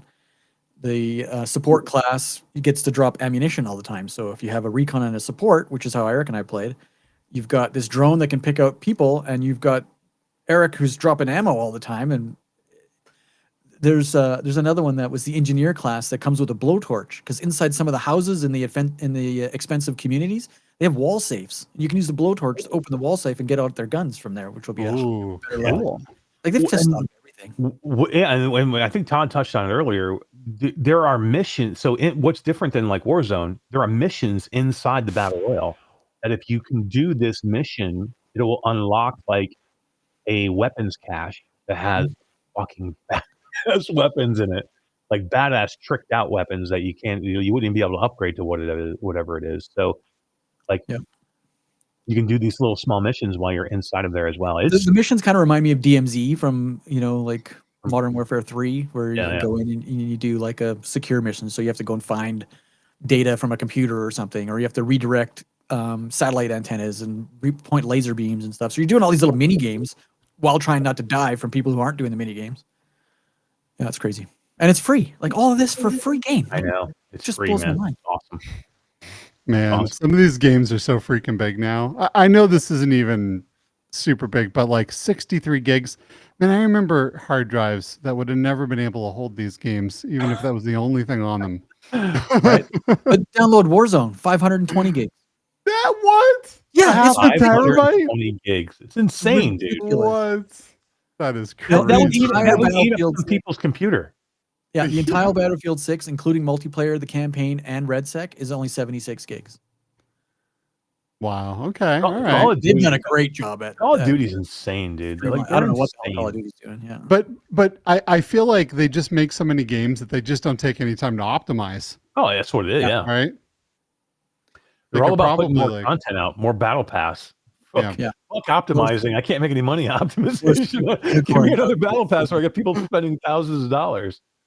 Wow. And this one's true to a military sim, right? Where you get fatigues and you get ghillie suits and scuba suits, things like that. You don't see the Fortnite, the Call of Duty stuff where you're a freaking unicorn running around or Mr. T. There's none of that.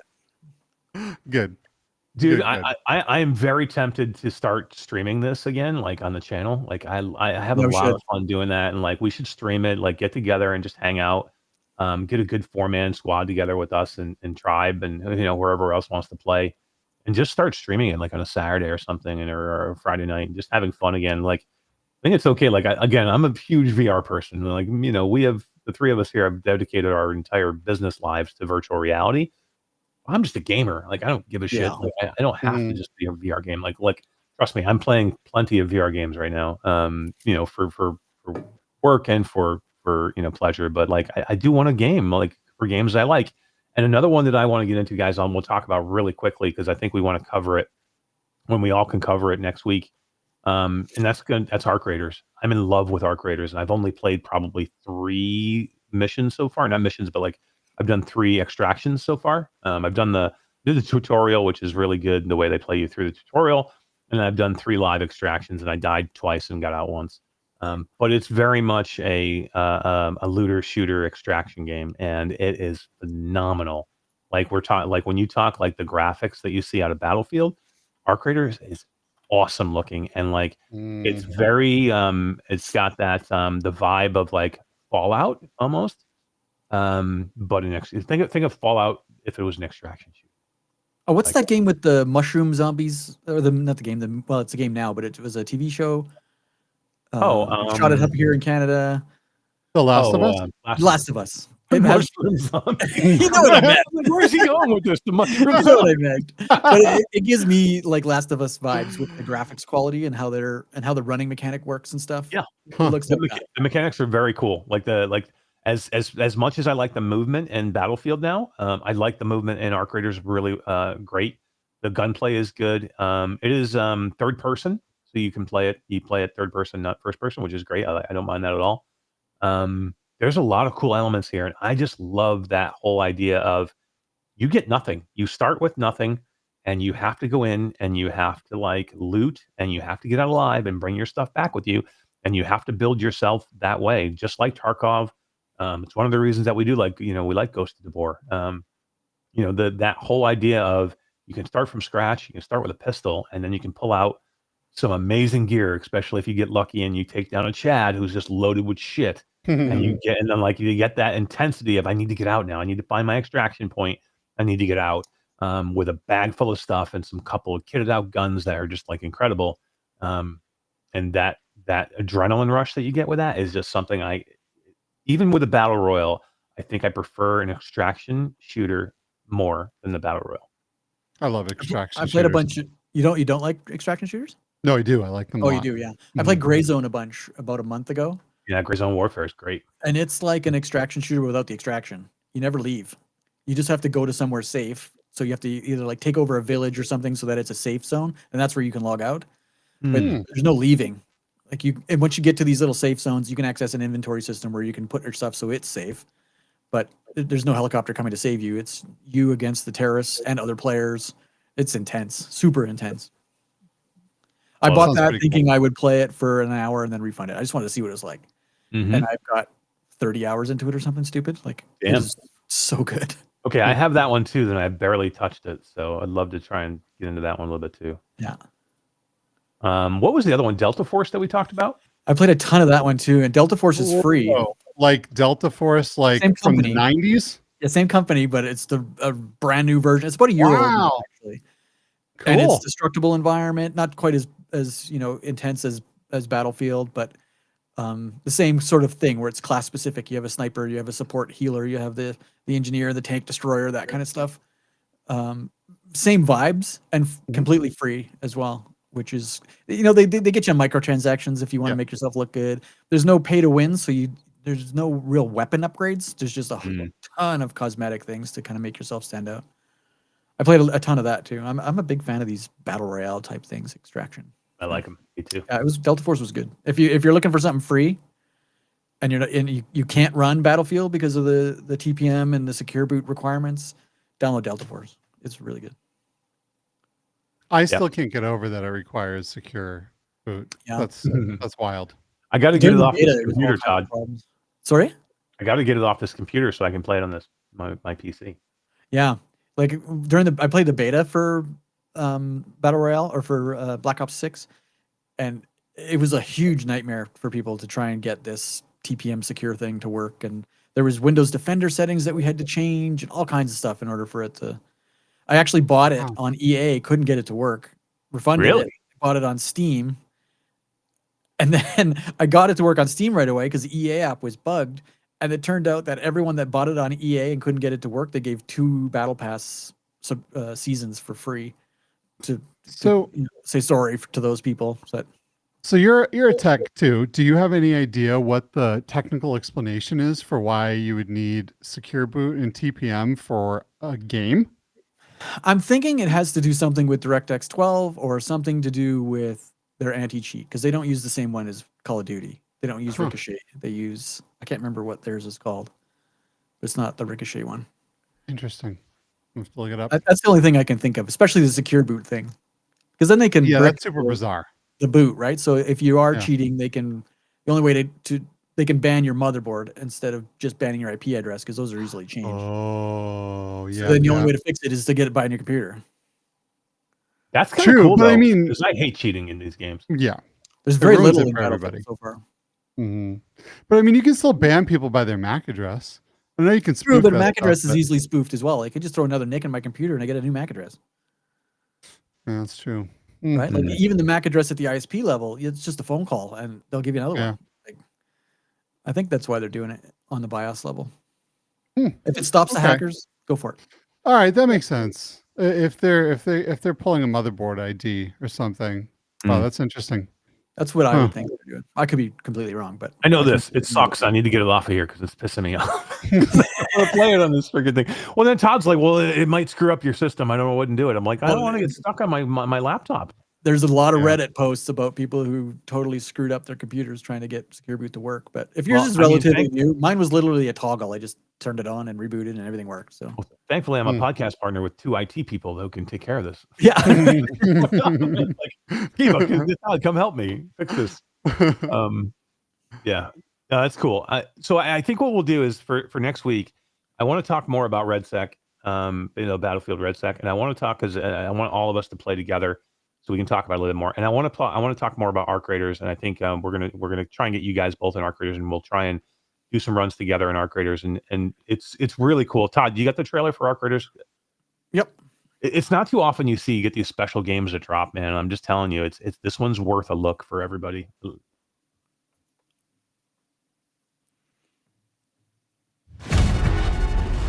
are closing in 5.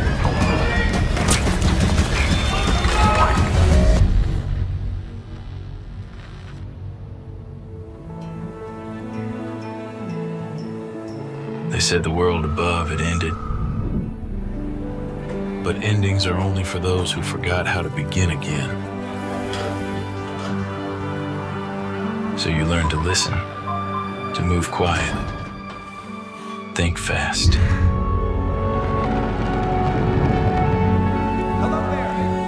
Be ready to change your mind. Up there, the roads are twisted. The rules are gone. But if you are brave enough to wander and seek, who knows what you might find.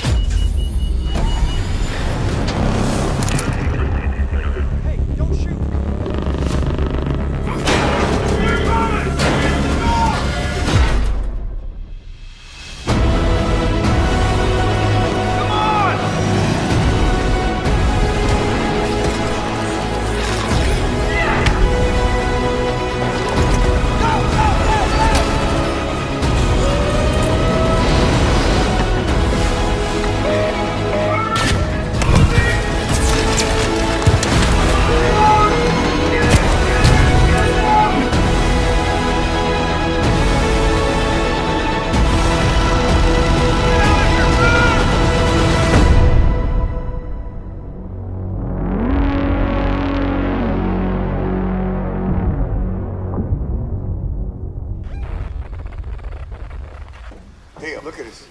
Dating ducks. Come on, Apollo ain't paying enough for this. That's why I was asking for a minigun. So cool. Man, That's that an looks epic like Star Wars meets Half-Life meets like Tarkov or something. That looks so cool. The environments are awesome, and it's random when you go in. I'm very new into it. I think it's random when you go in of whether you get dropped in a day or night. And like it's like, so if you're looting at night, like the environments are super dark. You're going into all these derelict buildings and you're trying to like go through drawers. You're going through other backpacks and just trying to find anything that you can use. It's just super cool, man. Like, and like the inventory system is really good. I wouldn't say it's as involved as Tarkov, which I actually like the inventory system of Tarkov because it was like inventory, especially in a run in Tarkov, was like in a game in itself of like just trying to figure out how you fit everything that you want to take out with you, especially if you found a lot of loot. That was like a part of the game, like, and then being able to loot quickly so you're not sitting there looting and somebody comes up and kills you. You do have that here where you're looting and you do have an inventory system. It's not. I don't think. Again, I'm very new in, so maybe it gets more drastic as you get farther in, get more bigger loot. But so far, it seems a little bit more basic to me. But again, it could change. I want to hold my judgment on what it is, but the environments are awesome. The movement is great. I love the third person style of movement, sliding. You can slide in and out of cover. This is a game of you don't ever want to run out in the open, right? You run out in the open, usually you're dead. So it's usually like you're running from cover to cover. You're trying to be quiet because it's all about who can hear who. There are enemy. It's PvP VE. So just like Tarkov, there are going to be like some of those bots that you see in the game that will come after you, and they get bigger as you get going. And then you'll have to deal with campers who will camp extraction sites. So you'll be like going back and like you'll get to that extraction site and you're like, man, I need to get out of here with what I have, but there's probably somebody there and you're trying to figure out how you get through there and be so quiet. nerve-wracking. It's so good. So good. I love it. So, I can't wait to try that. I'm really, really stoked for that one because I really am more of like a sci-fi guy than I am like a military thing, and that one really just like draws me in with its like real like Star Wars and like just sci-fi look to it. And I'm stoked to get on that one. yeah, really it's am. so good. The visuals are it's a beautiful game too. It's gorgeous. It's like literally gorgeous. And Nice. guess what? I can play it on my computer, Todd. It doesn't Yeah, have right. problems. No problems. But cool, guys. We'll talk about that more next week. ARK Raiders, Battlefield 6. We'll get into it. We'll talk about it more. Maybe we'll stream some ARK Raiders. That would be cool too. Doing some runs in ARK Raiders would be awesome. I want to finish up. We got a couple more minutes here. We talked about AI quickly. We talked about Sora. I just want everybody to know. I don't know a lot about AI. I know as much as Skeeva tells me, and I know as much as Todd tells me. But a big part of like doing what we're going to be doing now as part of our show is like we are very much forward thinking in tech, and I love the technology. I love what we're able to do nowadays. I love showing my daughter what we're able to do with AI when you use it intelligently and you use it to kind of better what you're doing, and don't abuse it and don't use it as a crutch. Use it as a tool. Because there is abuses to it. And I'm trying to teach my daughter now, and she's like, "Oh, Dad, I need to use, for my homework, I'm going to ChatGPT." I'm like, "No, that's not what you're going to do. If you want to learn through it together, I'll help you do it together, and we'll learn how to do that. But you're going to learn what you need to learn, not just have ChatGPT do it for you." So What we do with our kids is we have ChatGPT help learn the concept instead of answering the question that they might have. So whether it's math or an essay or chemistry or whatever, like my son's in grade 12. And if he just can't get a concept, then we'll go through some sort of AI, maybe it's not ChatGPT, to help him learn it, not to help him do it.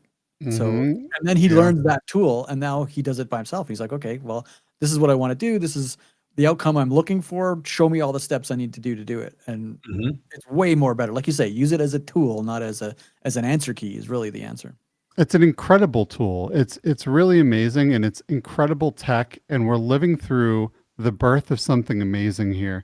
And to just ignore it is a freaking sin, right? Like I understand that there's a lot of hate out there and a lot of things that is not great about AI. I completely understand this, but the fact of the matter is it is here. It is never, ever going away. for the rest of our lives, the rest of our kids' lives and their kids' lives and their kids' lives, this is going to be a dominant technology that is going to transform the way everyone does everything. And, I mean, there's, a saying, if you can't beat them, join them. But, I fully embrace this tech, and it has changed my life in the short amount of time that it's been out. And it really blows my mind every single day with all of its different uses and all of the different ways that it can help. It is amazing. And I'm super stoked to get more into AI stuff too. I am too. Like, and again, same thing for me. Like, I'm trying to figure out how we use this as a tool and how we. It's not like, and everybody's like, there's so many different AIs out there that you can use. Like, I mean, you've been telling me, you've both been telling me about different things. Like, I think everybody just is like, especially, like older people, like, my wife's mom, she's just like, well, there's only Chat GPT, and I'm like, no. Like, no, that's like one of the ones that but there's so many good ones out there. I mean, I know there are some that are not great out there, but like, let's just talk about a little bit about, like, maybe let's give each of us like our top 5 like LLMs that we're using, whether it doesn't have to be text based, it could be image based or video based as well. What do you guys like? What do you guys? Let me ask you this: what do you give me your top 5 of tools that you like to use with AI right now, and then tell me what you're using for your search engine every day. So, are you going to Google when Gemini? Or are you going to ChatGPT, or where are you going? Skeeva, you start. Okay, so my number one, by far, most used AI tool in the freaking world is Perplexity. I love Perplexity. It is a complete Google killer. And I now use the Perplexity web browser called Comet. And this thing has a button where, like, it will take over my web browser and just do stuff for me. If I go to a website and I'm like, how the heck do I turn on 2FA at this stupid site? I just ask it and it takes over my browser and it clicks through and it finds the settings I need. Or, like, I'll see some dates on a screen and I'll be like, add these all to my calendar real quick. And it just does. It is like an absolutely insanely amazing tool. And what's really cool about it is, you got to be careful with AI hallucinating about things, right? And giving you wrong information. But Perplexity goes out on the web and it finds what it believes are probably really good sources. And then it links you by everything it tells you. It gives you the sources, right? So you can check everything it tells you. You can double check and you can see exactly where all that information came from. So it's a lot of really reliable, good data that you can get from this. And it uses other LLMs in the back end. It can use ChatGPT or Gemini or any of these to actually parse the data that it finds. And it is an incredible tool. It's an incredible web browser. And it is absolutely phenomenal. So that's number one. Obviously, I love ChatGPT and I love Google Gemini too. Google Gemini has so many different things that it's really good at. Gemini is a multimodal AI tool, which means it does your normal text stuff. It does images. It does video. It does all kinds of crazy things. I think one of the most underrated AI tools right now out there is a part of Gemini called Notebook LM, right? And you can go in and you can create a notebook and you can give it up to 50 sources on the free plan and turn anything you want into its own little chatbot. So, for example, I'm mid buying a house right now with my lady, right? And we put all of the HOA documents in there, all of the stuff for all of the paperwork that you have to sign it goes over all the loan details. And anytime I have a question about it, I just ask the LLM and it knows better than anyone. It's absolutely nuts. You can even hit a button and it will automatically generate a multi-person podcast telling you all about the things that you want to know. And it sounds freaking legit, man. They'll pull up slides. They'll show you videos and information. They integrate information into the videos about exactly what you want to talk about. And you can even call into the podcast and they'll go, hey, we got a caller. How can we help you, caller? What do you want to know about? And then you literally talk to it like you're on a radio show and they will go off on tangents about like what you were looking for and one of the coolest tools in the world, notebooklm.google.com. Go out there and try it. It's going to change your life. Throw your car insurance stuff in there. Throw things you want to learn about in there. You can give it PDFs. You can give it websites. You can give it YouTube videos as sources, and it will blow your mind. So that's what probably like 4. And then my last one I'm going to say is Suno, which is a music generation AI tool. Wow. You didn't mention Sora not once in any of there. I know, but I mean, Sora kind of lumped in with ChatGPT. It's fun, right? And you can make some really fun, cool videos with you and your friends doing things. But like in all reality, like in reality here, I'm using these tools as practical things in my life, right? And it's super fun to make a minute video where you know, me and Tribe are out like doing something completely insane and off the wall, right? And that's super fun. But the reality of this is like a life-changing technology that you can integrate into every single part of your life. And I have an AI that I use for a lot of these different things that has completely transformed how I do everything. Nice. You know, so what you were saying, Suno. What's your big favorite thing about Suno? Suno is an absolutely incredible music generation program, and you can make some absolutely viral, crazy, beautiful, amazing music. It can be funny, it can be completely legit. You can even create music profiles where it will then use the same singer. It'll keep to its genre, right? And you can make full albums, which is, you know, like one of the things I did with Null Protocol, right?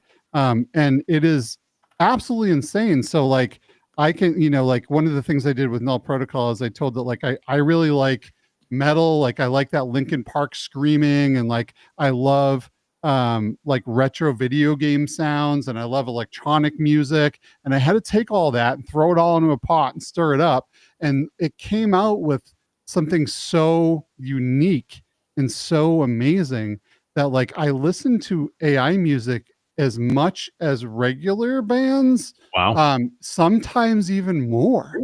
It's crazy. Like I can be the star of the music if I want. I can make a song about me and my friends going out and playing a video game and having it be absolutely mind-bendingly good. So I do use Suno a lot. I make a lot of music. It's great for like podcast intro stuff that isn't going to hit you with copyright claims, background music as well.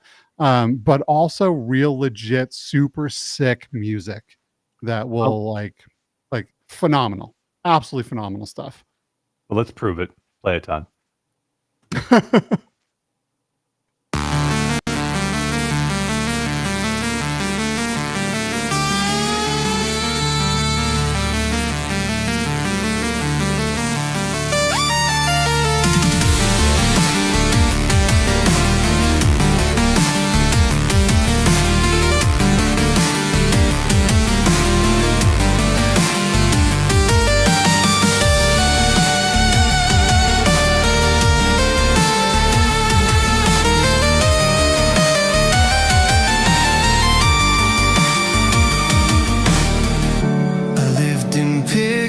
Soft and bright, a world of code, no day, no night, glass horizons and endless dreams, woke up choking on shattered dreams.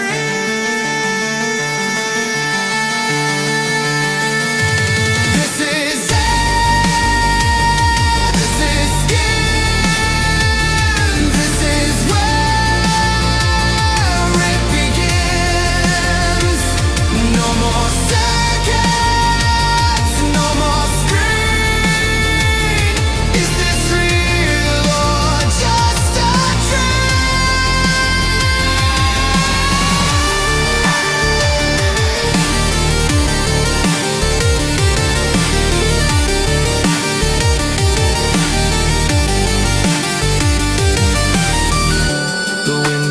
That is pretty sick, dude. That is pretty sick. Right? I was waiting for the lyrics because I was like, okay, is it just going to be music or are there going to be lyrics here? And No, I put the lyrics. I did all the lyrics inside of the closed captioning thing. So if you turn it on, it kind of does the lyrics as he's singing them. Nice. But man, I mean, the whole freaking album is incredible, and I've literally listened to it hundreds of times. Like it's So cool. really, really, really good stuff. And you can make all kinds of stuff, any genre of music that you want, or you can mix stuff together, kind of like what I did with this album. And it's just so good. Yeah, it's cool. Trixie's here. She said that what'd she say? She said Gemini is great for video. It is. it Gemini VO3 and VO 3.1 is incredible. It's a very expensive model to run, though. Yeah. Oh boy, how expensive? Tell me. I mean, I think for 3.1, don't you have to be on the $200 a month plan to even use it, or did they recently pull it off of that? I haven't checked in a while, but $200 a month? Oh yeah, and that's only, and you get credits. It's not like you have unlimited video creation. Mhm. It's like 6-10 credits, depends how long the video is. Each credits, and then you're done for the month. Yeah, but it is really legit high quality, super high end video. Sora is really good, and it does really short clips. But VO can really do some amazing things. I mean, all of these models are just getting so incredible now. They really are. It wasn't long ago where it was generating complete garbage. There was no sound to the videos, and now no one can tell the difference, right? Like you don't even know it's real anymore. It's absolutely mind-boggling. It is, man. It is. There's so much craziness going on here. Todd, before we get out of here quickly, give us your main ones that you're going to right now. So Your, like, top 4 or Steve and 5. I talk a lot about this, and mine are very similar. I use Perplexity, the browser comment, for tons of things, both in my personal life and in work. Like literally, I open up Comment in the morning, and in the assistant that's on the right page, I just say, "What's my day look like?" And it comes up and gives me all my appointments, calendar links. So the AI is linked to your calendar, or it goes and finds your calendar? Everything. It's linked to my Google Drive, my calendar, my inbox. I can go to it and say, "Can you find me some emails from Skeeva? I'm looking for something. I'm looking for X," and it'll go through my inbox and find that mail and pop it up with a link that I can click. Takes me into my inbox, and then I can do whatever I want with it. Yeah, you could even say, like, 2 weeks ago, I remember I was looking at something, some clothing thing was, I don't know, Star Wars related or whatever. What was that? Go find it for me, and it will go and get it and pull it up for you. Yeah. Like, And you can use your voice. It's not like you have to type. Like the assistant sits on this monitor, and I just click over there and click on the mic button and talk. It's crazy. And why don't you guys have me set up with this? I don't know. We can, bro. We'll hook you up. ChatGPT is a very good beginner AI, I think. It's easy to use. The interface is extremely intuitive. Perplexity can look daunting because, like Skeeva says, it gives you the resources and source material for everything. Not only just in the link on the line that it references, but at the bottom, it'll give you a summary. It'll give you all the resource links. Then it'll give you next questions that maybe you haven't thought of related to the same topic. So it's a ton of information at once, which can be a little confusing to new people. My wife started using Perplexity about a month ago or so, and now she's much better at it. Before, she just was like, I'll just use ChatGPT. It's one box. I type in it. She gives me my answers. Nothing super complex. I do use ChatGPT a lot. I use the projects folders quite a bit. In the projects, you can build conversations. So I can, like, for example, Discord posts. I use it to help me create Discord posts. So I have a project called that, and it knows all about all the Discords that I run. And I just have to say, I need a post for this Discord with this topic. Mm-hmm. You know, be detailed, don't be detailed. I want hyperlinks to all the games related. I don't have to give it any information that I would have to go find myself. And because it's in that project and it can look through all of the history of that project, it just spits out everything, exactly what I want. More so than just a regular ChatGPT conversation where it has no history. It has a memory, but it doesn't really work like a project works.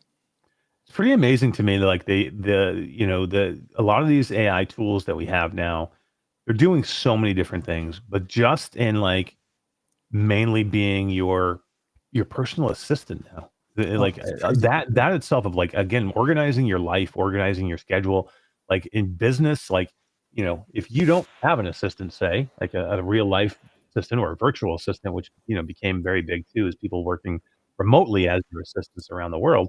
But having AI be your virtual assistant and being able to like kind of take care of things and like let you know things. Like I know that some people have like AIs when they wake up in the morning, it gives them their to-dos for the day or just like has it all ready for them to go and like tells them their action items that they had to do. Like I use something as simple as an AI note taker. I use Firefly's note taker and it basically gives me action items for every meeting I take.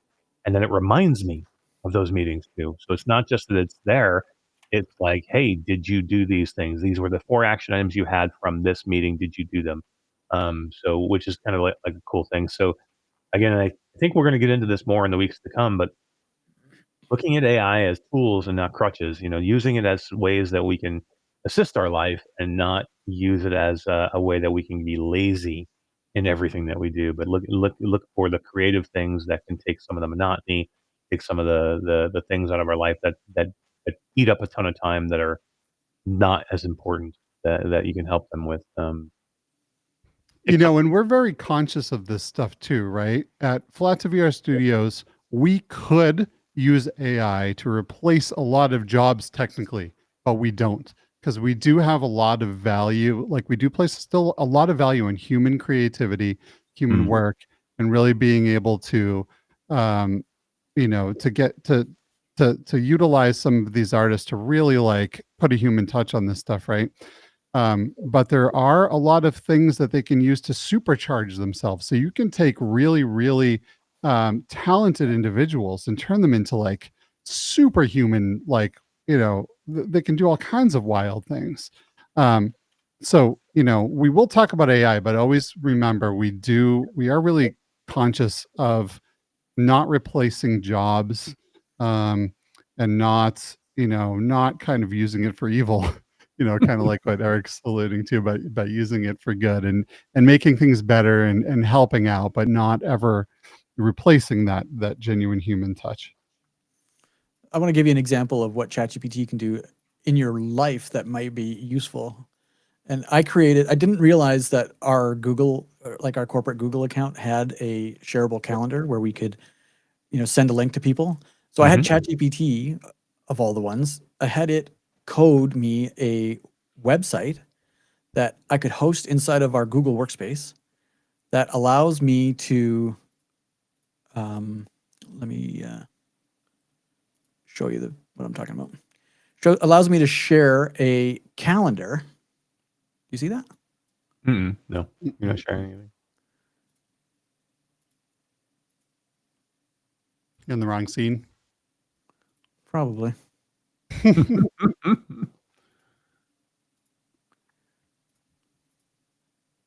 There we go. So now this goes through my Google Calendar and finds all of the times that are available on a specific day that I am available to take meetings.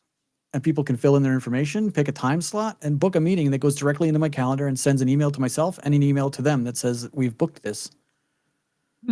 So just little things that you can do just to make your life easier. Like that's not replacing a person. That to me is replacing a paid subscription to a service that I don't want to pay for. Yeah.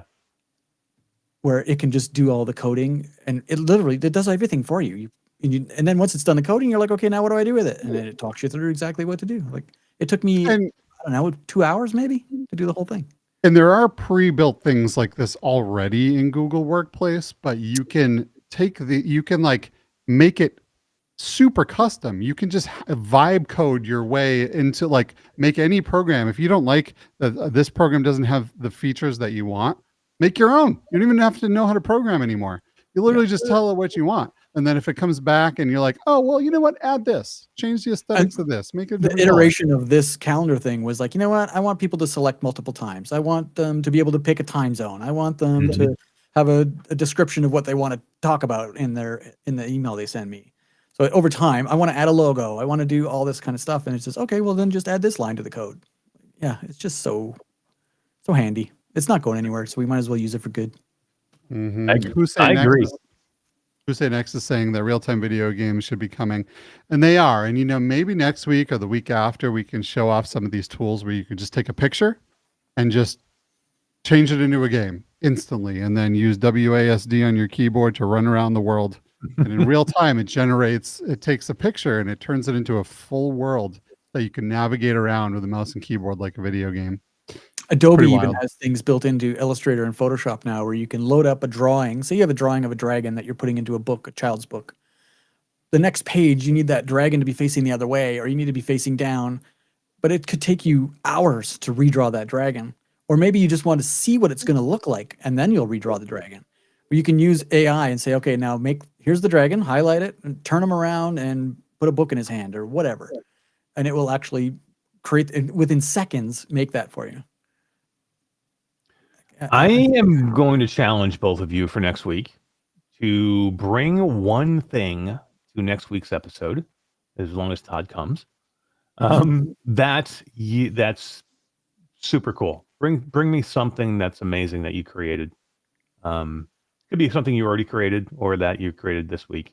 That you're like, this was so freaking cool that you just want to show everybody. Bring one thing that's super cool. Could be anything. But I know you guys have super cool stuff that you're working on, so bring that. Bring one thing that we have to do that we can talk about each next week.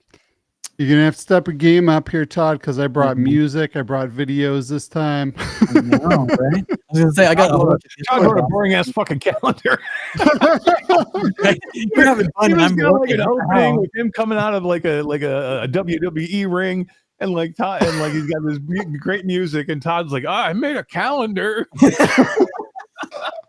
You can book a meeting with me in any time zone. Shut up, it's Andy. It is. It's very practical. It's amazing. It's amazing. It's probably the best thing I've ever seen. Maybe come up with something a little bit edgier next week. I don't know. No hentai. No hentai. Yeah, no hentai. Oh, man. All right. Let's call it here for this week. This is super interesting. I love talking about the AI stuff. This is going to make me smarter doing this little segment that we're going to be doing here in this show with AI and different ways that we can use it, and cool things that are coming out. Because literally, there's so much stuff coming out that we could probably talk about a new thing every week, which is great. So I'm very interested in this part of it. Let's talk next week about some ARK Raiders, and let's talk more Battlefield.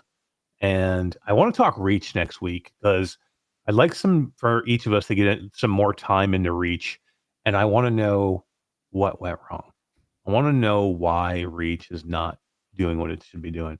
Why it's getting so poorly rated, and why it's got so few like reviews on the store. And let's see if we can help answer that question, and get some good time in Reach, and kind of like dive into the VR version of that, because that was one of the games I was pointing to this year as saying this is going to be probably one that we point to for game of the year. And it's quickly become one of the ones that we have been most disappointed in, or people out there have been most disappointed in. So I really thought that too, man. It really looked like it was the most promising, one of the most promising titles of the year. And to hear these things really bums me out, because it looks incredible from the trailers, right? And the studio behind it, we know these guys, man. They're really talented people.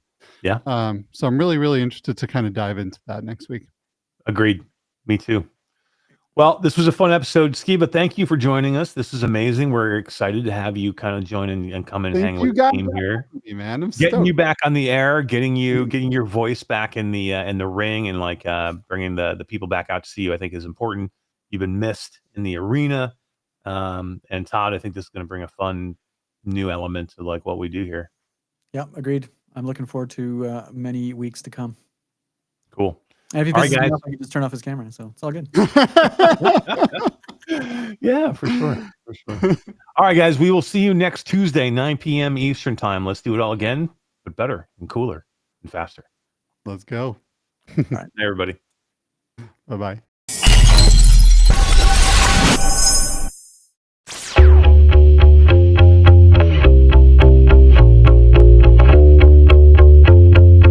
Do you have a maple leaf tattooed on your hand? I do not have maple leaf. That was like a Canadian law that everybody gets branded with it. It's a birthmark. It's not a tattoo. We're just born that way. Birthmark. We've had so many people DMing us and leaving comments on our YouTube videos about how terrible Trombone Champ's going to do and the company's going to go bankrupt. To see it do so well on launch day was just like, you know what? That guy can kiss my ass.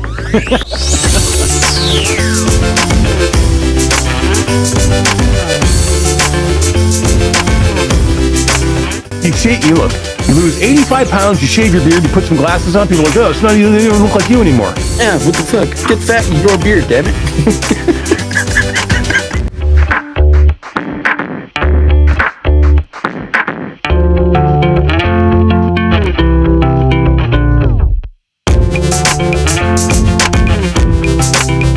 Like, he's already biased because he didn't get what he wanted. He wanted Alien Isolation. If you want Alien Isolation, asshole, go play Alien Isolation.